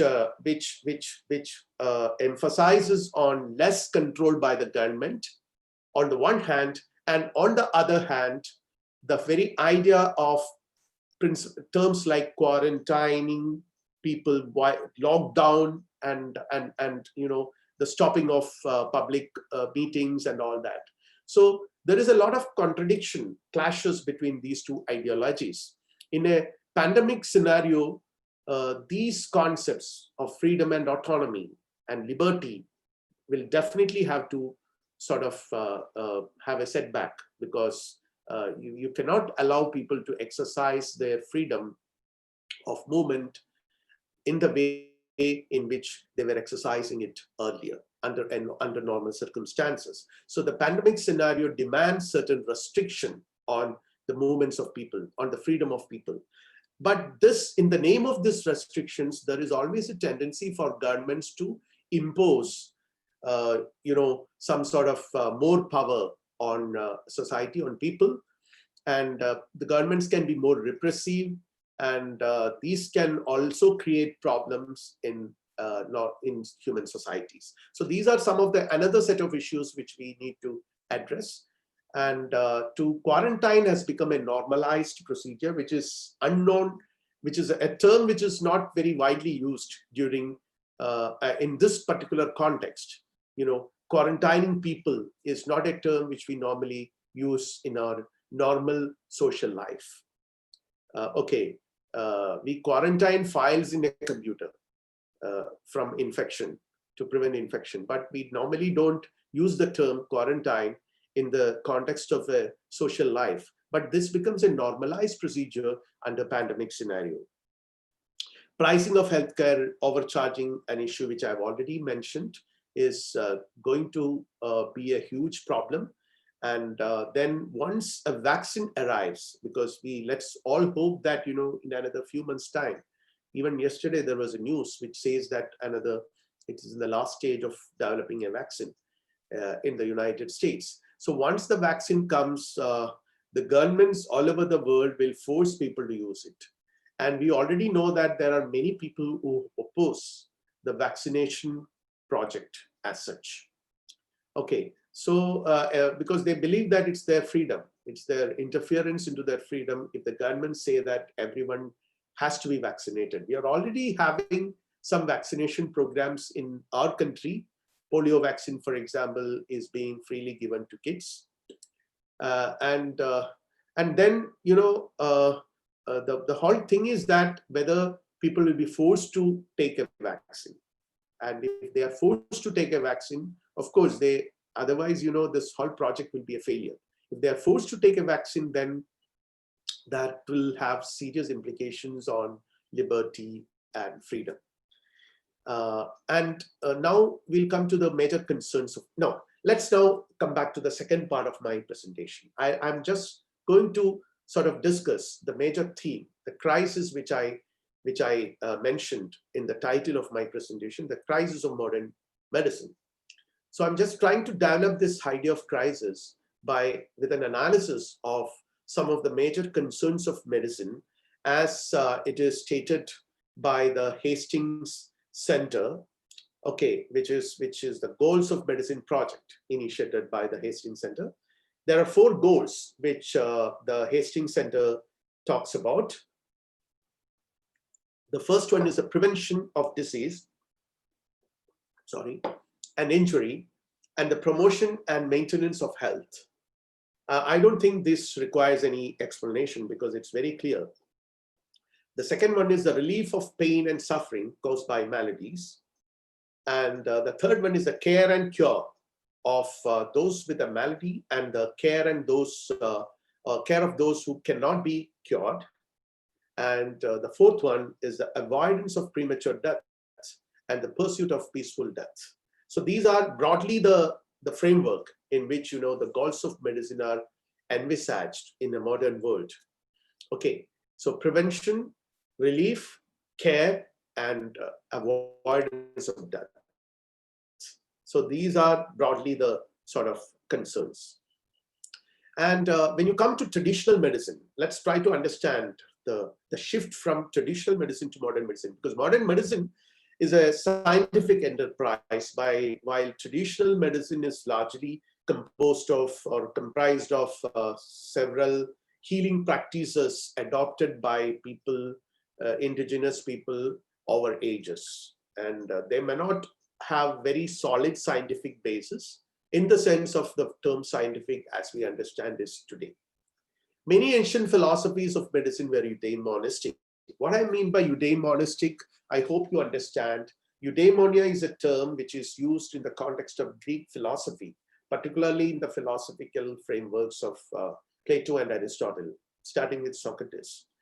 The concept of eudaimonia is roughly translated as flourishing, which indicates not happiness, exactly happiness, but roughly around that concept.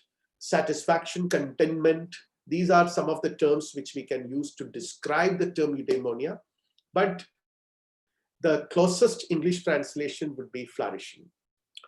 And most of them were, particularly in the West, the Greek medicine was flourishing, and in the India, we could see that Charaka, Sushruta, and Vagbhada, the three great acharyas, all the three of them have talked about purusharthas, dharma, artha, kama, and moksha. And the dharmartha sukha, in fact, this is what Vagbhada says, sukha can be even kama and moksha. You can have two aspects of sukha. Kama is more to do with pleasure, physical pleasure, and moksha is, as you all know, spiritual emancipation or whatever. Okay, so these are the ultimate objectives. The medicine is supposed to aid a person, an individual, to attain his ultimate goals of life, which are purusharthas. But modern medicine has a very different approach to this, because modern medicine cannot be eudaimonistic. Okay, because so modern societies function on the basis of norms which value individual liberty and autonomy. So you cannot, once you say that flourishing or moksha or artha is or kama is the objective of life for all human beings, you are sort of prescribing something for everyone, all times. This is not acceptable in a modern society, because in modern societies, each individual has his or her own objectives in life, and they're allowed to sort of follow their objectives, their pursue their objectives in life. They do not propose upfront any fundamental God for all men, each individual to decide what is good for him or her. So in that way, the major concern of modern medicine is to sort of aid the four concerns which we have mentioned: the caring, the kind of four important concerns. And in one sense, we can say that it also involves flourishing. I'll come to that. Protecting the individual from coercion is a very important point here, because when you practice medicine, there is always a possibility that when you interact with a professional physician, the physician is a person with a certain level of knowledge, which is specialized knowledge, and there is always a possibility of coercion, of power. That power disparity introduces this possibility. So to prevent that is a very important concern, moral concern in modern medicine. So from coercion of other people and from the repressive and exploitative powers of the whole social establishment of medicine. So the entire social establishment of medicine can be extremely repressive and exploitative because of the power disparity that is involved in the professional relationship between patient and physician.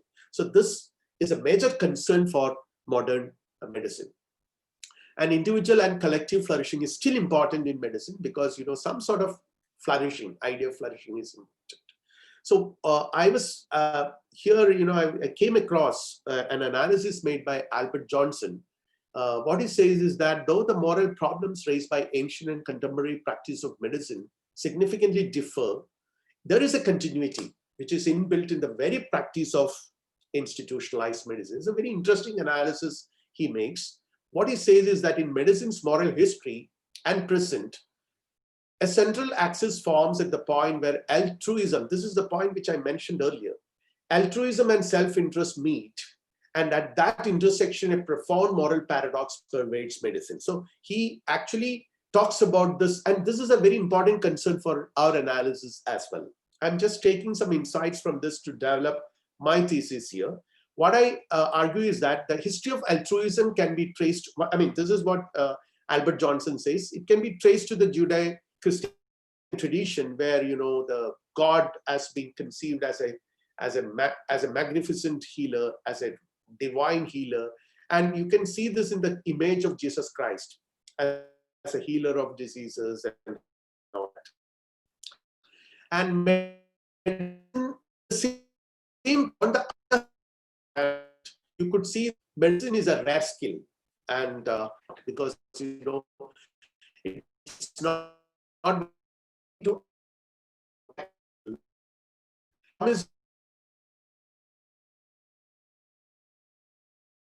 and society. That's what are attracted towards, not because they are interested in medicine, but because the medicine brings in a lot of rewards, great rewards like income, prestige, reputation, and gratitude. And this rare skill can be solved. See, this is the point. Since it is a rare skill which is tough to acquire, it can solve at a great any other. So this is that since it is can be used fully and dishonestly. And to prevent this, to control this, every society values this skill and desires it to be used for the benefit and insists that point. For this sake, societies, Western societies particularly, or modern societies in the contemporary world, we could see that there is this all concept of medical license. So the licensing of medicine is expected to safeguard this dual goal. On the one hand, your income, prestige, reputation, and gratitude is guaranteed. On the other hand, your people who possess this skill would use the skills for the benefit of the society. So to guarantee both the goals, altruism and self-interest, they have introduced this goal of medical licensing. And here I have come across another very interesting framework, Talcott Parsons' sociological theory of medicine, where, this is another amazing theory, what he says, which is very important when you try to understand a pandemic scenario. What Parsons says is that the medical sciences or medicine has two fundamental purposes. The first one is institutionalization of the sick role, an institutional measure of incapacity, because people who fall ill, people who are sick, are incapable of performing their normal functions in the society. And our society, as you know, the modern society is formed in a very under the rubrics, under the condition that, or rather on the very idea of contract. There exists a contract between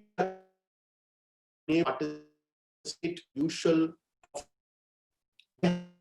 from okay, because they are incapacitated people who fall sick are incapacitated.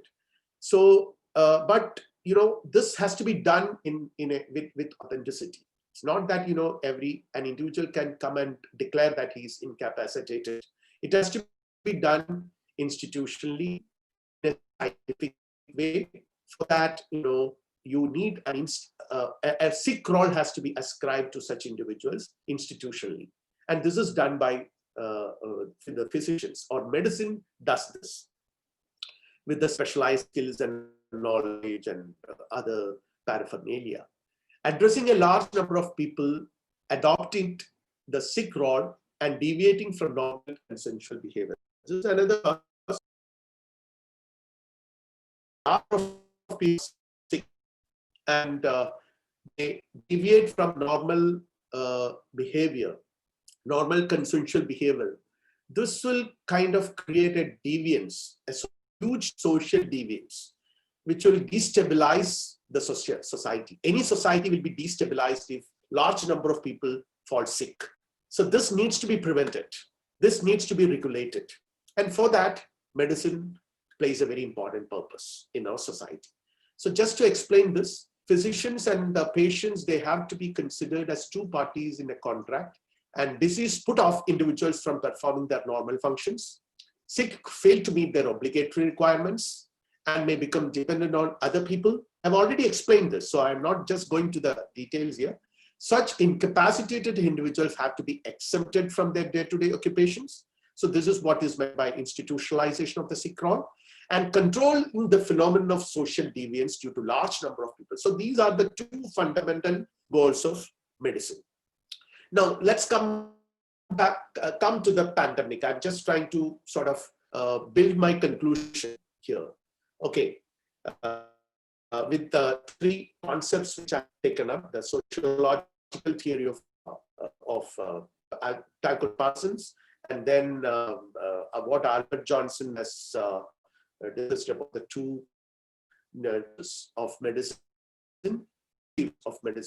self-interest and altruism, and then trying to conclude it with another concept which is introduced by Alexis Carrel. I'll come to that. So pandemic disease and modern medicine. So what we can see is that under in any scenario, I mean, we are living through the pandemic scenario. Okay, the COVID-19. A large number of people are sick role. If you see the sociological analysis, we could see that a large number of people are forced to adopt the sick role, and huge amount of social deviance in society. So you can see that there is a total destabilizing. I mean, it has totally destabilized normal social living all over the world. All over the world, in all aspects of social life, it has its impacts. And the techno-scientific and corporate establishment that constitute medicine has miserably failed. We could see that it has failed here, as it has happened in the case of COVID-19. And where did we go wrong? That's a question which we need to understand, because see, there is no solution to this problem. I mean, no one can find a solution to this problem. Pandemic diseases are not modern phenomena. They existed even earlier as well. But the way in which the pandemic diseases can affect us today is very devastating compared to as it would have affected a society 100 years ago, because we have already adopted, because the disease has arrived within weeks' time from China to Kerala in India. Okay, so these are because the pandemic disease is believed to have emerged in this place called Wuhan, a city in China, and many students from India are students there in the medical college in Wuhan. So they brought the disease to, I mean, rather, it would have anyway come here. It's not that, they brought it here. We could see that even still people are bringing the disease from various other parts of the country to India. So the world is so interconnected. Our globalized world is so interconnected. So there is a possibility that any pandemic disease that emerge any part of the world can affect the entire humanity. So our world is a very different world today. So in that way, the globalized world poses several important ethical and moral issues, or rather a crisis, than compared to a world that had, existed 100 years ago. So I came across this article this interview with Noam Chomsky, the celebrated linguist and social critic. So what he says is that what he identifies two major reasons, but which can be summarized as the root of the failure. He says that it could be found in the suicidal tendencies of capitalism. Number one, the drug companies are not interested. they follow market signals and profit lie elsewhere. So this is one problem, because we all knew that there is a pandemic. In 2003, with the SARS outbreak, the scientists were predicting, anticipating a similar kind of pandemic to come at any time. So we got enough time to prepare, but nothing has happened. No one was interested in preparing for another pandemic.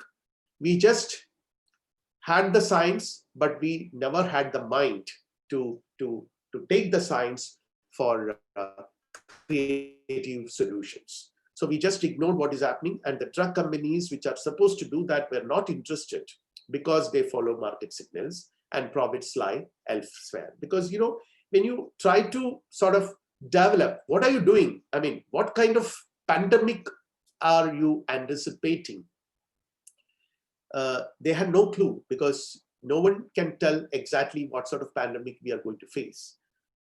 Anyway, that is another issue. The government could take over, but that is blocked by neoliberal doctrine. So these are the two issues which Chomsky highlights, and they are quite valid issues. The second one is more political, because the neoliberal doctrine would insist that the government should have very minimal role as far as these issues are concerned. And let's come back to medicine. The roots of failure. Let's try to understand the roots of this failure from medicine. Medicine is not eudaimonistic. It can no longer be as we organize our societies. This is something which you have already seen. Our contemporary medicine is no longer eudaimonistic. It can never be also, because we follow a model of life where we value individual pursuit of happiness as important. So each individual is left with his or her ideas or his or her path of following his or her individual happiness. So we don't interfere in that. The care aspect is replaced with the idea of individual pursuit of happiness. So this is very important, very serious concern, because as you could see that even when we try to understand the goals of modern medicine, care has a very important role.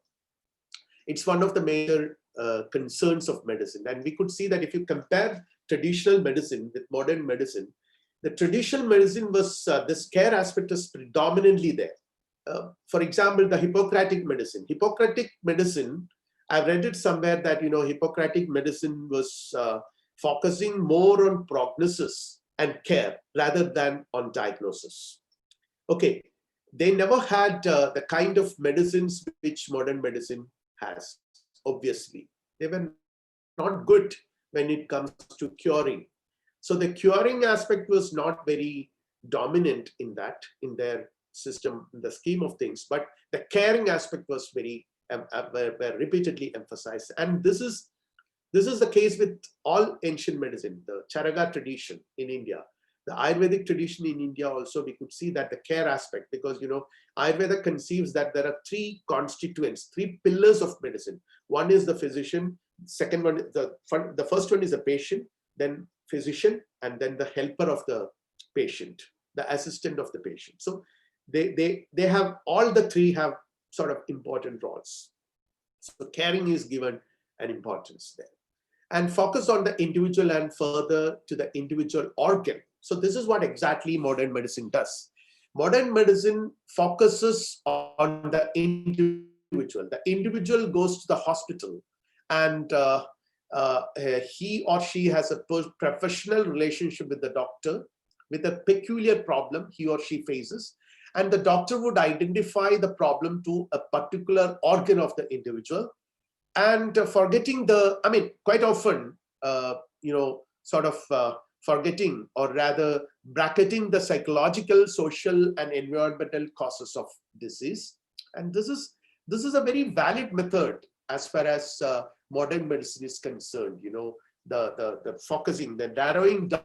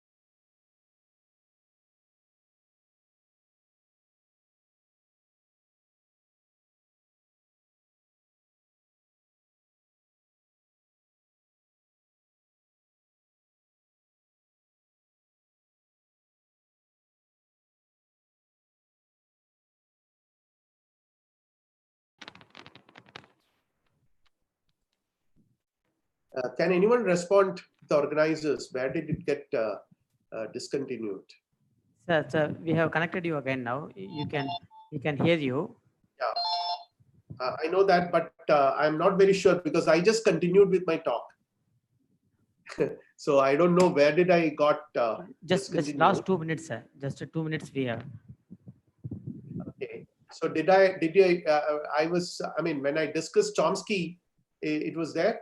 Yeah, yes, sir. Please share the screen now. Okay. So I'll probably go to the next one. A minute, let me share the screen.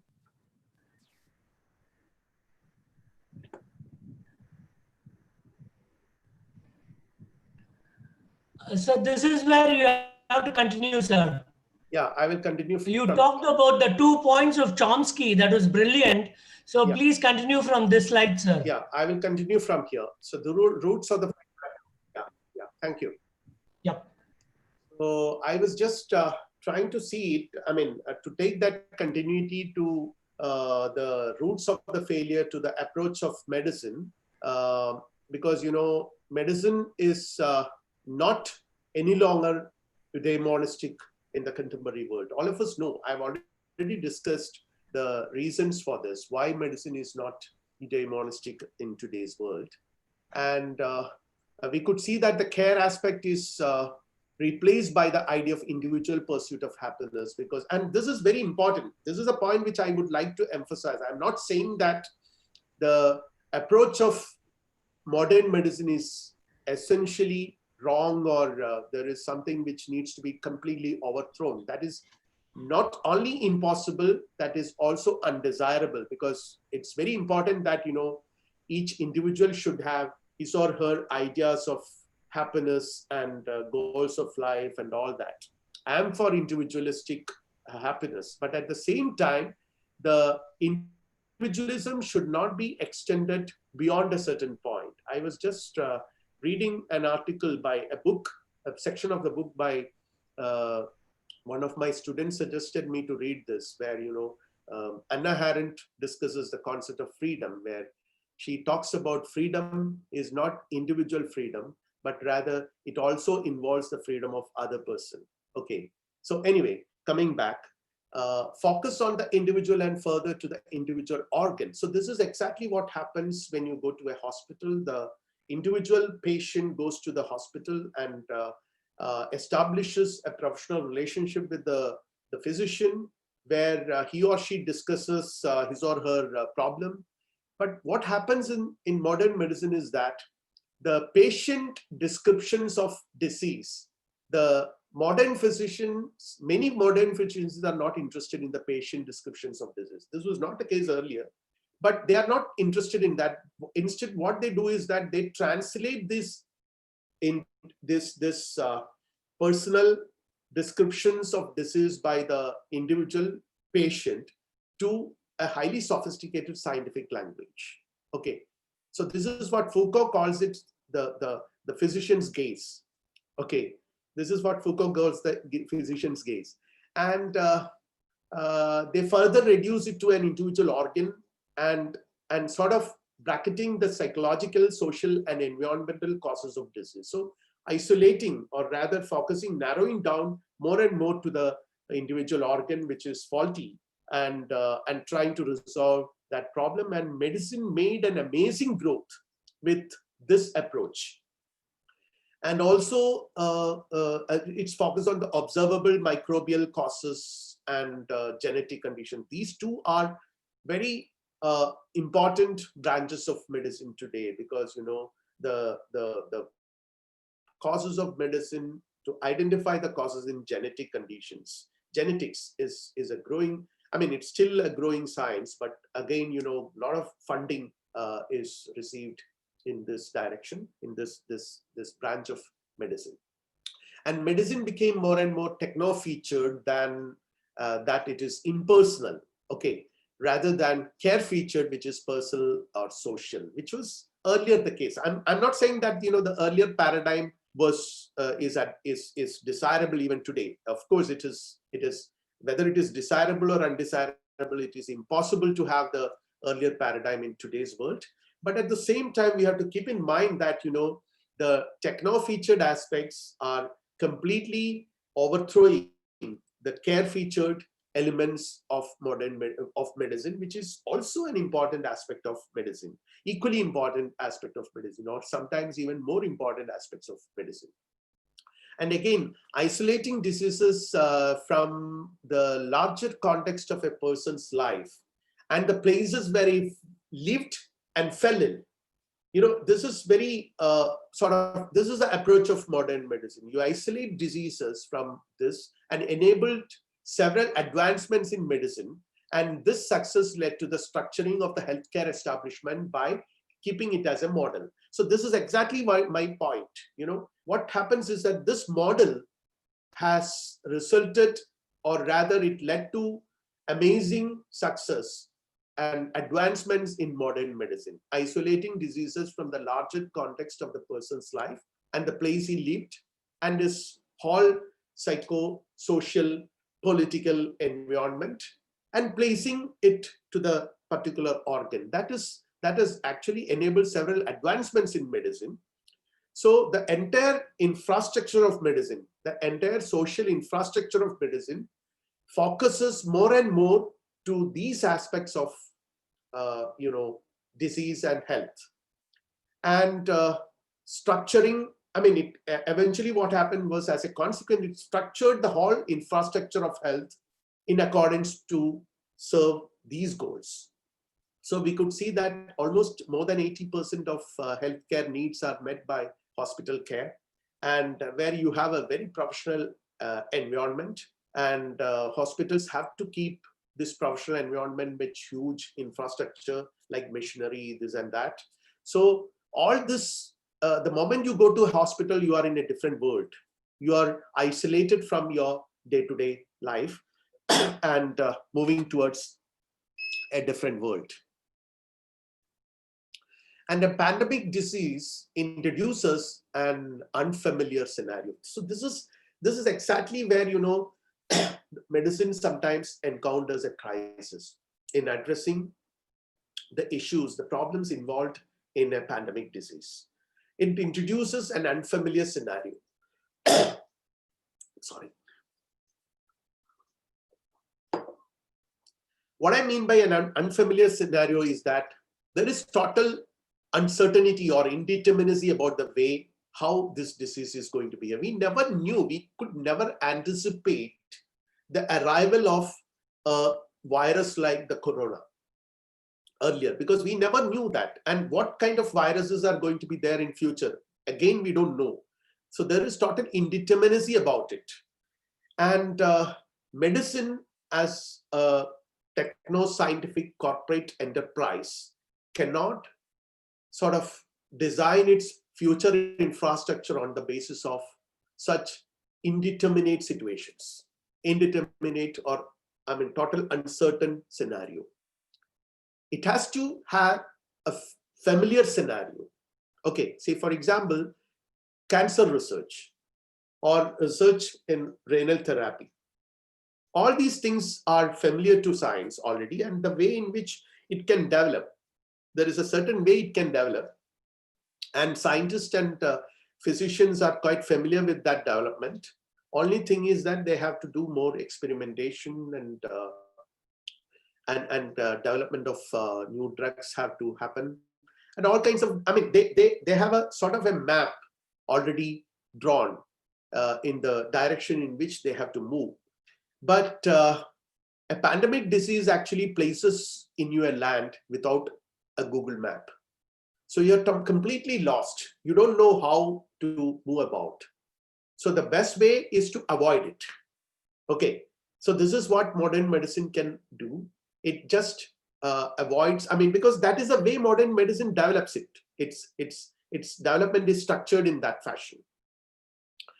And medicine and its techno-corporate infrastructure fail to address this indeterminacy. This is exactly what I'm trying to argue. This is the root of the crisis.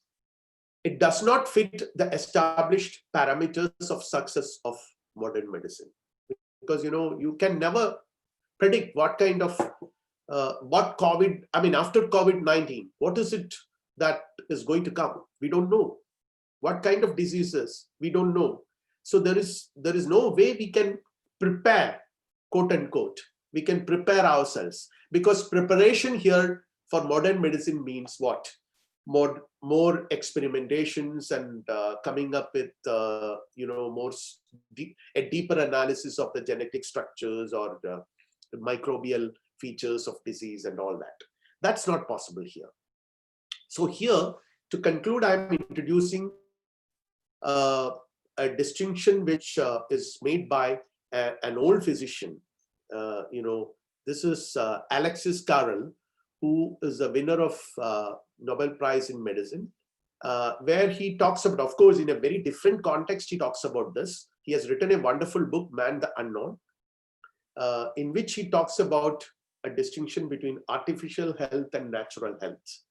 I thought, I can take this concept to conclude my thesis.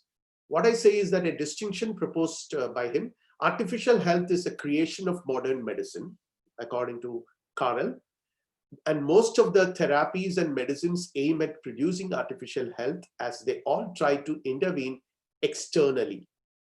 Health that is externally defined. So this is artificial health. And natural health searches for health within the body and in its natural environment. So this is sort of, to some extent, reflect some concerns of traditional medicine, because most of the traditional medicines talked about natural health, because there is a whole idea of, health is defined in terms of a harmony by the Ayurvedic physicians or by Hippocratic physicians or many other traditional physicians all over the world. And when you try to understand health, in fact, this is a very interesting analysis by Hans-Georg Gadamer. What Gadamer talks about health, when he talks about health, he says that health is an enigmatic phenomenon. You cannot understand health. You cannot define health. Health can only be understood when you are ill. Health can only be understood as its absence. Okay, something which is not present is health. When you are fallen ill, you feel a discomfort. That reminds you about what health is. But positively, you can never understand health, because it can never be defined in standardized technical terms, as modern science does it. Health can only be experienced. So health is a more sort of philosophically, you can say that it's a more experiential concept. And modern medicine can never capture this experiential concept, because it's dubious. For modern medicine, anything that is experiential, in the sense in which we talk about health is experiential, is dubious. For that, health is to be reduced to certain numbers. Okay, your blood pressure, your creatinine level, your sugar level, glucose level, all these things can be sort of standardized, put it into numbers, and very clearly well defined. So this is not possible in the case of health, because it evades all standardization. In spite of being everything in a normal levels of numbers, a person can still feel discomforts, because that indicates that there is something wrong with that person. And what is that? That exactly is what health is. And artificial health is almost all therapies modern medicine recommend and administer ultimately aim at the creation of artificial health, contributed heavily to making human life drastically better, but comes with a higher cost. A great deal of the infrastructure of modern medicine is designed to produce artificial. These are all what Alexis Carrel argues. And there is a quote from him, I quote, "Man is not content with health that is only lack of malady, and depends on special diets, chemicals, and endocrine products, vitamins, periodical medicine, medical examinations, and the expensive attention of hospitals, doctors, and nurses," unquote. It can be measured and standardized, and in that sense can be managed in a relatively easy manner. So artificial health can be easily managed. Artificial health can be sort of easily standardized. And you can create a whole techno-medical, scientific, corporate scenario to assist the protection of artificial health, which is not the case with when you conceive health as an experiential concept. An experiential concept can never be created, can never be produced in hospitals. Okay. And it is publicly defined goal, which a physician understands better than the patient. I mean, the concept of artificial health. Natural health, on the other hand, is an experiential state that enables the individual to harmonize with the world, can never be measured or standardized, conceives man as a biotic creature interconnected with a larger ecosystem. So my argument is that the moral crisis is due to this. Medicine, with its focus on artificial health, ignores the larger environment of life, and sort of brackets the major. I mean, the whole infrastructure of social infrastructure of health today, healthcare today, is built around the concept of artificial health and the concern of producing this artificial health. As a result, it miserably fails when it is encountered with unfamiliar situations, which happen as it happened in the case of COVID-19. Because we are encountering a very unfamiliar situation. If a person falls ill due to cancer, the physician knows, the physician is familiar with and if the physician can easily map the whole progress of the disease and probably with great certainty predict what is going to happen. I mean, not exactly, but with a more or less certainty can predict what is going to happen to the patient. But that's not the case with a pandemic disease because of its indeterminacy, uncertainty, and unfamiliarity. Healthcare becomes equated with hospital care, which provides professional scientific remedies. Its major objective becomes the protection of artificial health, which I have already explained. This model miserably fails during serious pandemic scenarios. For addressing a pandemic scenario, we need to different infrastructure of medicine. So the lack of proper infrastructure, I mean, not highly technical, technological, or scientific infrastructure, but the proper appropriate infrastructure, which is also social and political. This is what is probably required. So we need to restructure the medical establishment, reimagine the healthcare system as a more humane and social environment, more participation from society, engaging people at the grassroots level. This is what has happened in the state of Kerala recently. I was actually interacting with some of these people who are involved in this whole, medical establishment of Kerala, which is happening now. So I've learned a little bit from them how the government of Kerala is trying to tackle the disease. Preparedness of the entire state administration to be constituent of the healthcare system during a pandemic. This is exactly what happens in Kerala now. And we can give two examples. I'll conclude with this. The total failure of the US, as I already mentioned, the SARS epidemic happened in 2003, gave indications of the arrival of other pandemics, but neither the government took any initiative nor the drug companies. The US, despite being the richest economy and the most scientifically and technologically advanced state, failed to take appropriate initiatives. Why? That's the question. The drug companies, the neoliberal ideology, and the indifferent administration jointly responsible for the death of large number of people in the US. And when you compare it with Kerala, I'm just giving the example of Kerala because, for reasons all of you know.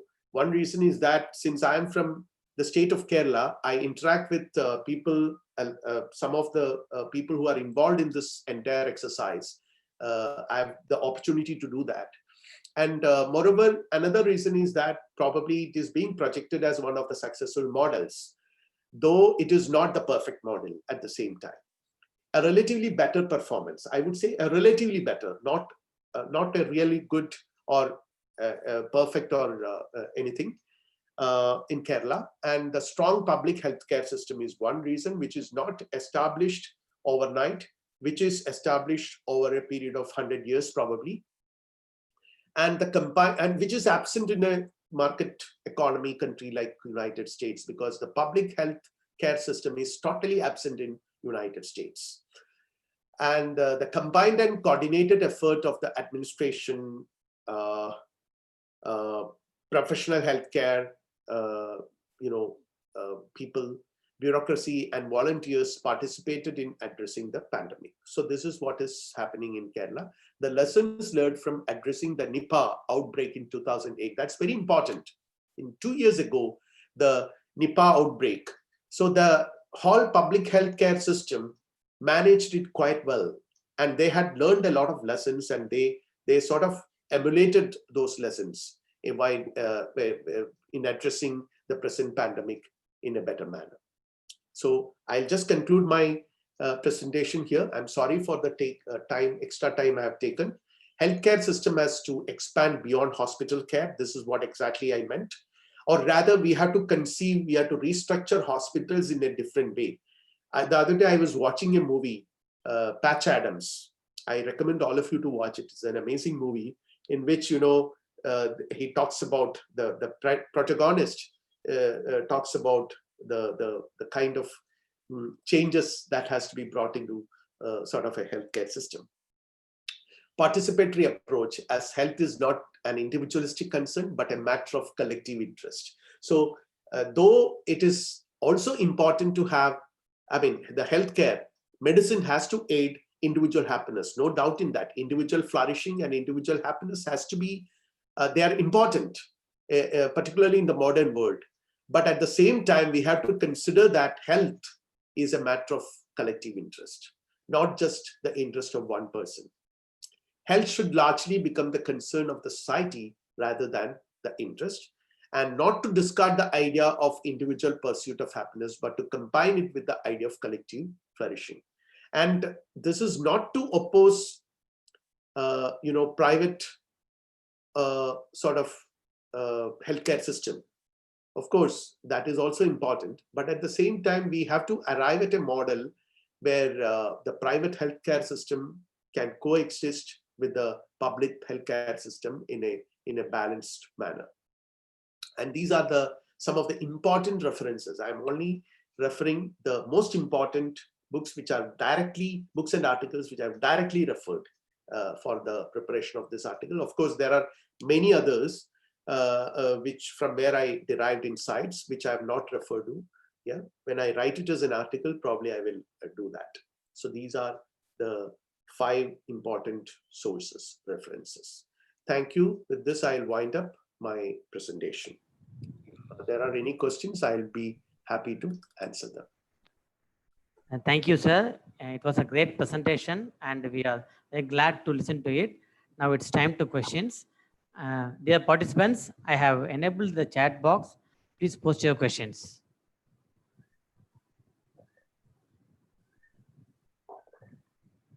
Participants, you have to choose to everyone and then post your questions in the chat box.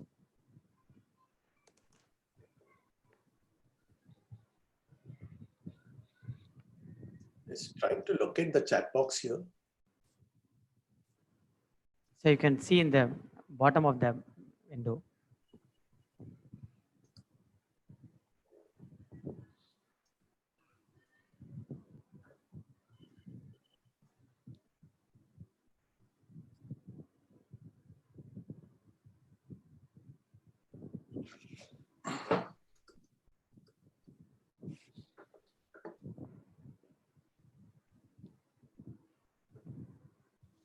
Yeah, now I can see the chat.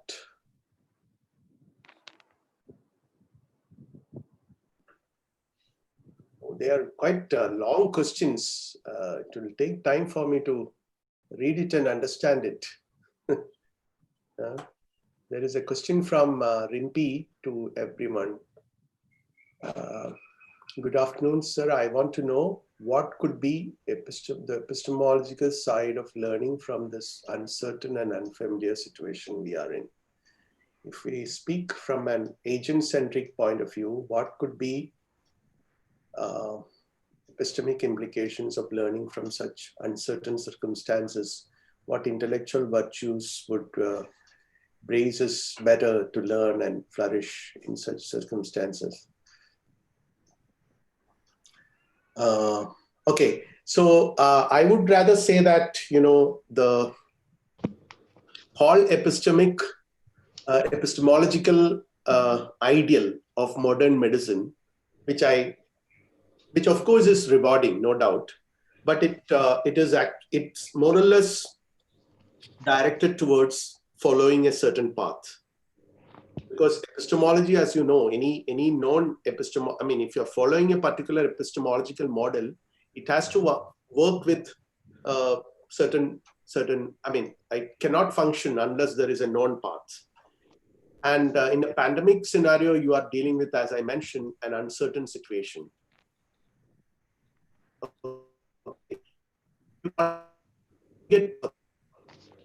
You cannot really cognize it. I mean, you can't just approach a pandemic scenario, because you're basically anticipating a pandemic scenario, which is the nature of the scenario is totally uncertain, unknown, unfamiliar. So you can never go with a cognitive exercise. You can only sort of prepare your infrastructure to accommodate it. So when you prepare your infrastructure to accommodate it, this is precisely, I would say that, you know, your the established healthcare, social infrastructure health is. Please unmute. Can someone just unmute? Can Yes, please sir. mute it? It's unmuted, sir. Yeah.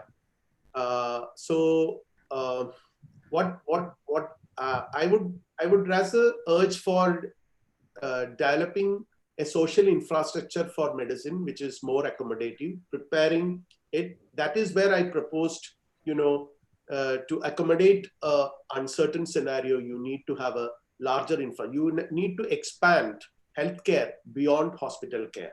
You need to have a participatory approach. That's the only way. So you cannot proceed further with an epistemological approach, which is rooted in cognitive modeling. Rather, you need to adopt a social epistemology for that. This is probably what I would respond to. Now, coming to the second question, how conditions can be handled philosophically at present, and how philosophy helps redefining morals now. Can the research in bioethics-based medicine be applied to a broad scale to treat and eliminate the COVID-19? No, I don't see. That's not the whole purpose why we are here. I don't think that's the purpose. We are only trying to understand the situation. We are only trying to see the situation from different angles, and that's very important when it comes to the understanding of a moral problem. In bioethics, what happens is that all bioethical approaches are essentially disciplinary. It tries to incorporate ideas and insights from different perspectives. So we need to have a multidisciplinary approach here. So in that way, philosophy definitely can provide certain insights. This is my feeling about it. And the third one, I'm impressed, traditional and modern medicine and reading of the global interest of market than the human life. Could you please share your opinion on how we fail to measure human life care for oneself, neighbor, including corporate defense, modern medicine, online? Okay. I understand what you mean by your question is about care for oneself. Maybe I don't know what you exactly mean by that. What you mean by that is to do with a eudaimonistic idea. This, when you expand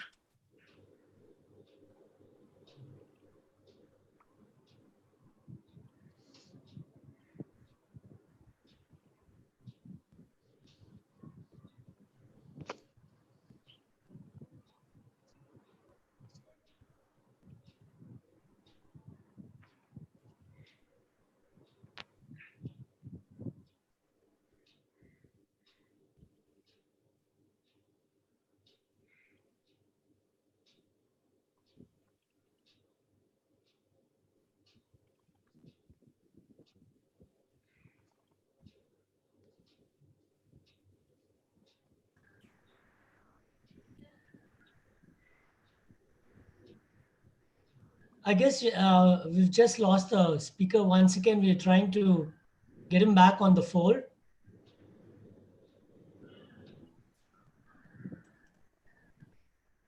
Shikumar sir is trying to connect again. Yeah, he's trying to connect again. So kindly bear with us.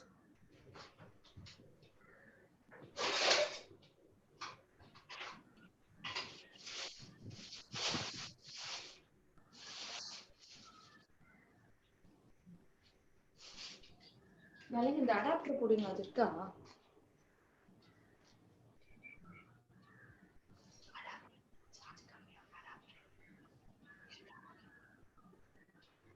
இருக்கா கீழே இருக்கு தெரியும் என் பைக்ல இருக்கு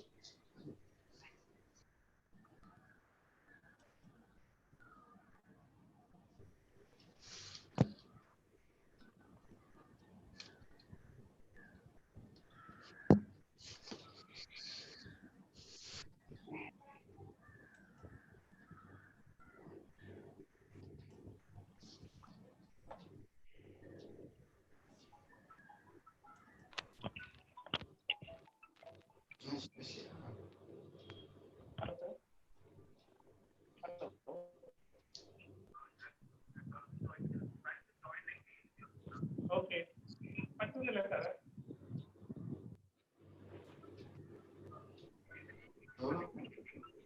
Yeah, you please connect sir. Yeah. Sir, he is trying to connect. Please connect sir. He has just called me. வெடிச்சிருடி சொல்லு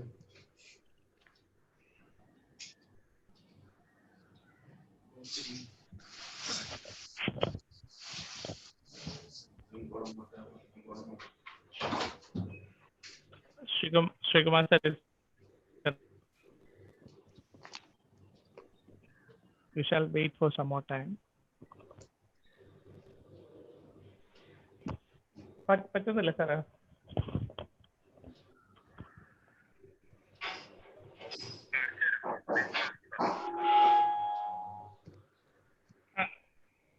current നെറ്റിന്റെ speed കുറവാണോ അതാണോ അറിയില്ല കേട്ടോ okay okay okay please please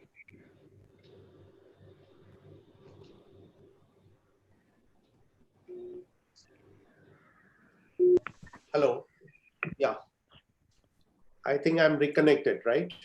Yeah, thank you. Thank you, sir. You're loud and clear now. Sir, can I just read the question so that it'll be easier to moderate, because I think reading and then answering seems to be a problem. So can I read the question, sir? I'm not able to see the chat also here. Yeah, so I will read the question. Fine. Yeah.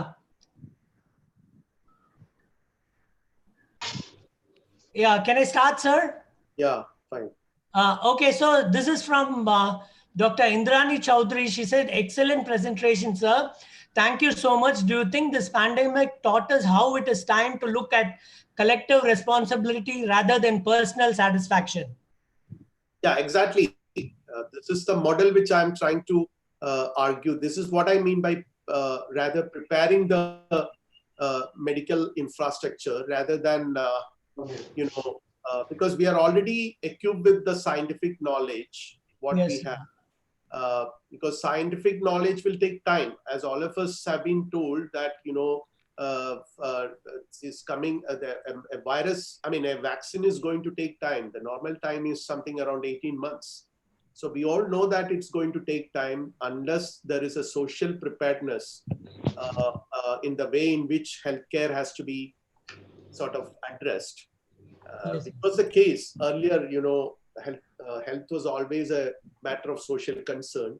So when it has been grossly shifted to the other side, where health became a matter of personal pursuit of happiness, this is the whole science of the whole techno-scientific enterprise, along with the corporate, sort of interest, has shifted its focus to in that direction.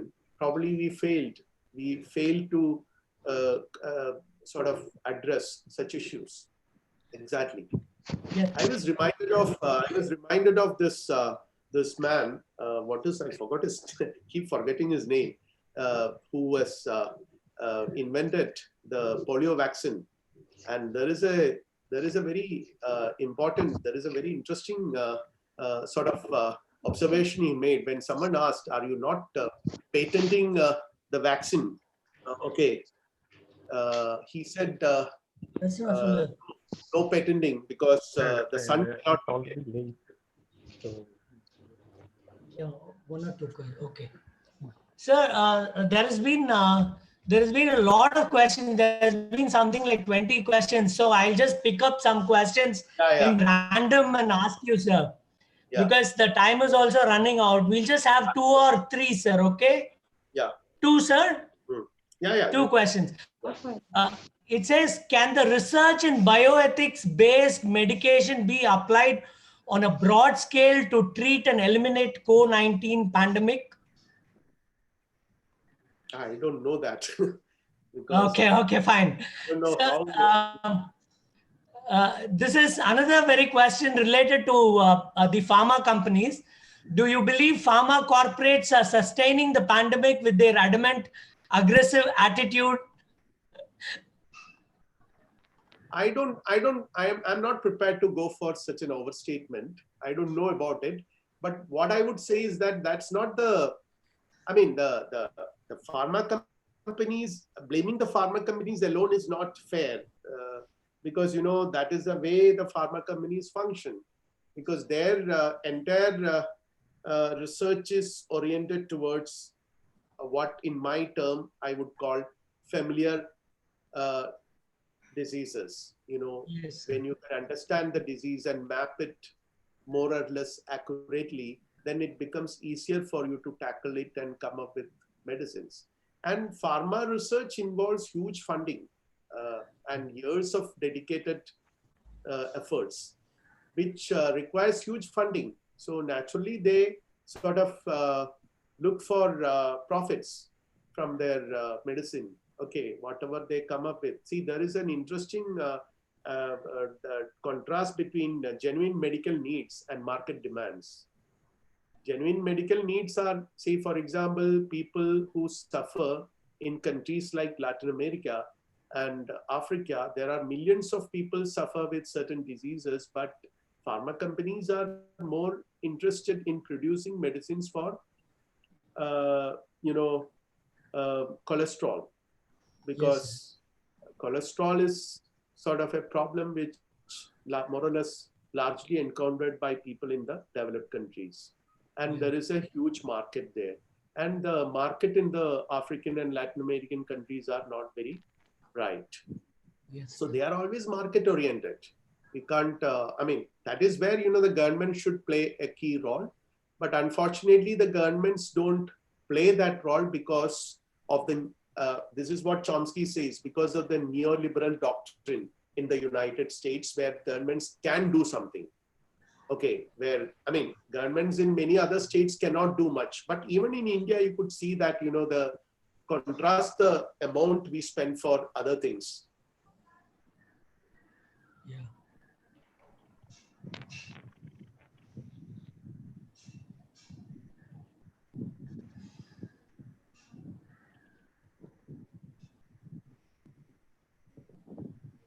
Yeah, I think we lost him again. 1 sec, he's just coming back.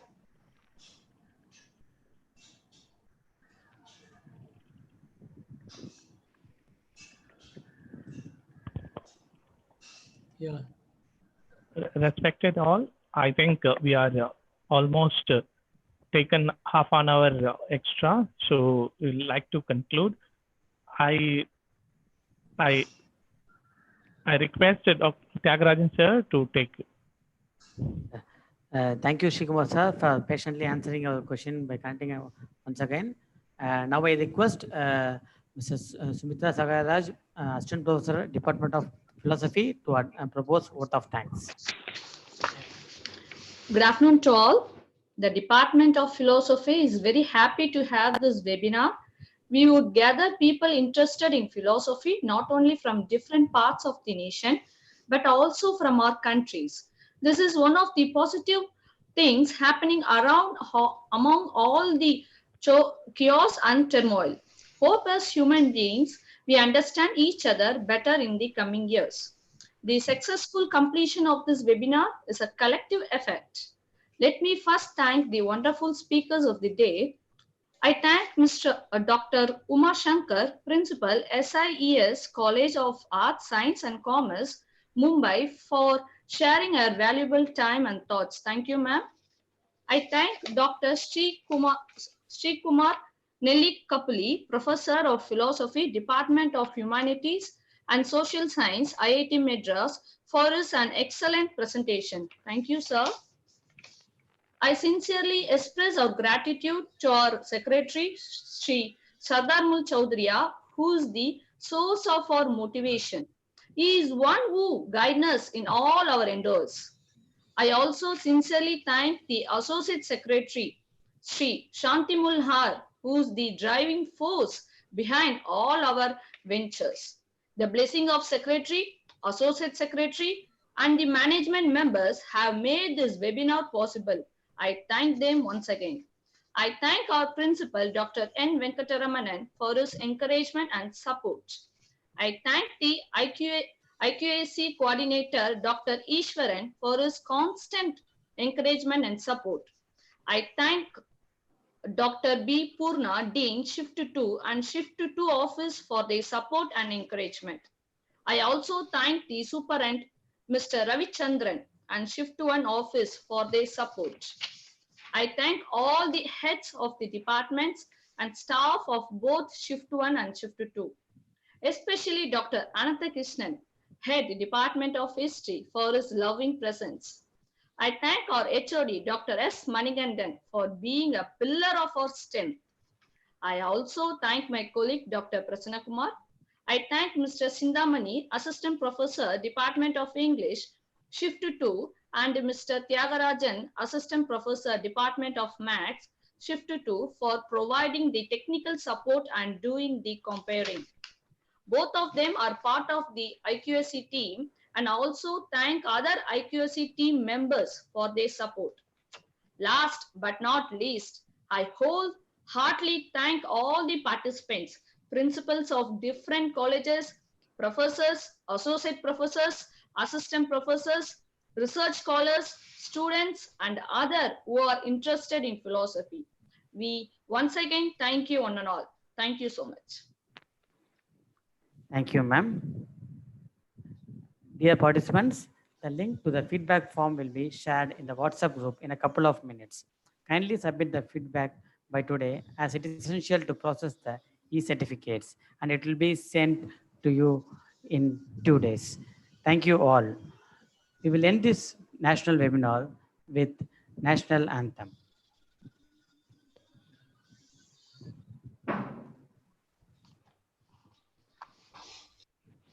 गण मन अधिनायक जय हे भारत भाग्य विधाता पंजाब सिंध गुजरात मराठा द्राविड उत्कल बंगा विंध्य हिमाचल यमुना गंगा उच्चल जलधि तरंगा तव शुभ नामे जागे तव शुभ आशीष मांगे गाहे तव जय गाथा जन गण मंगलदायक जय हे भारत भाग्य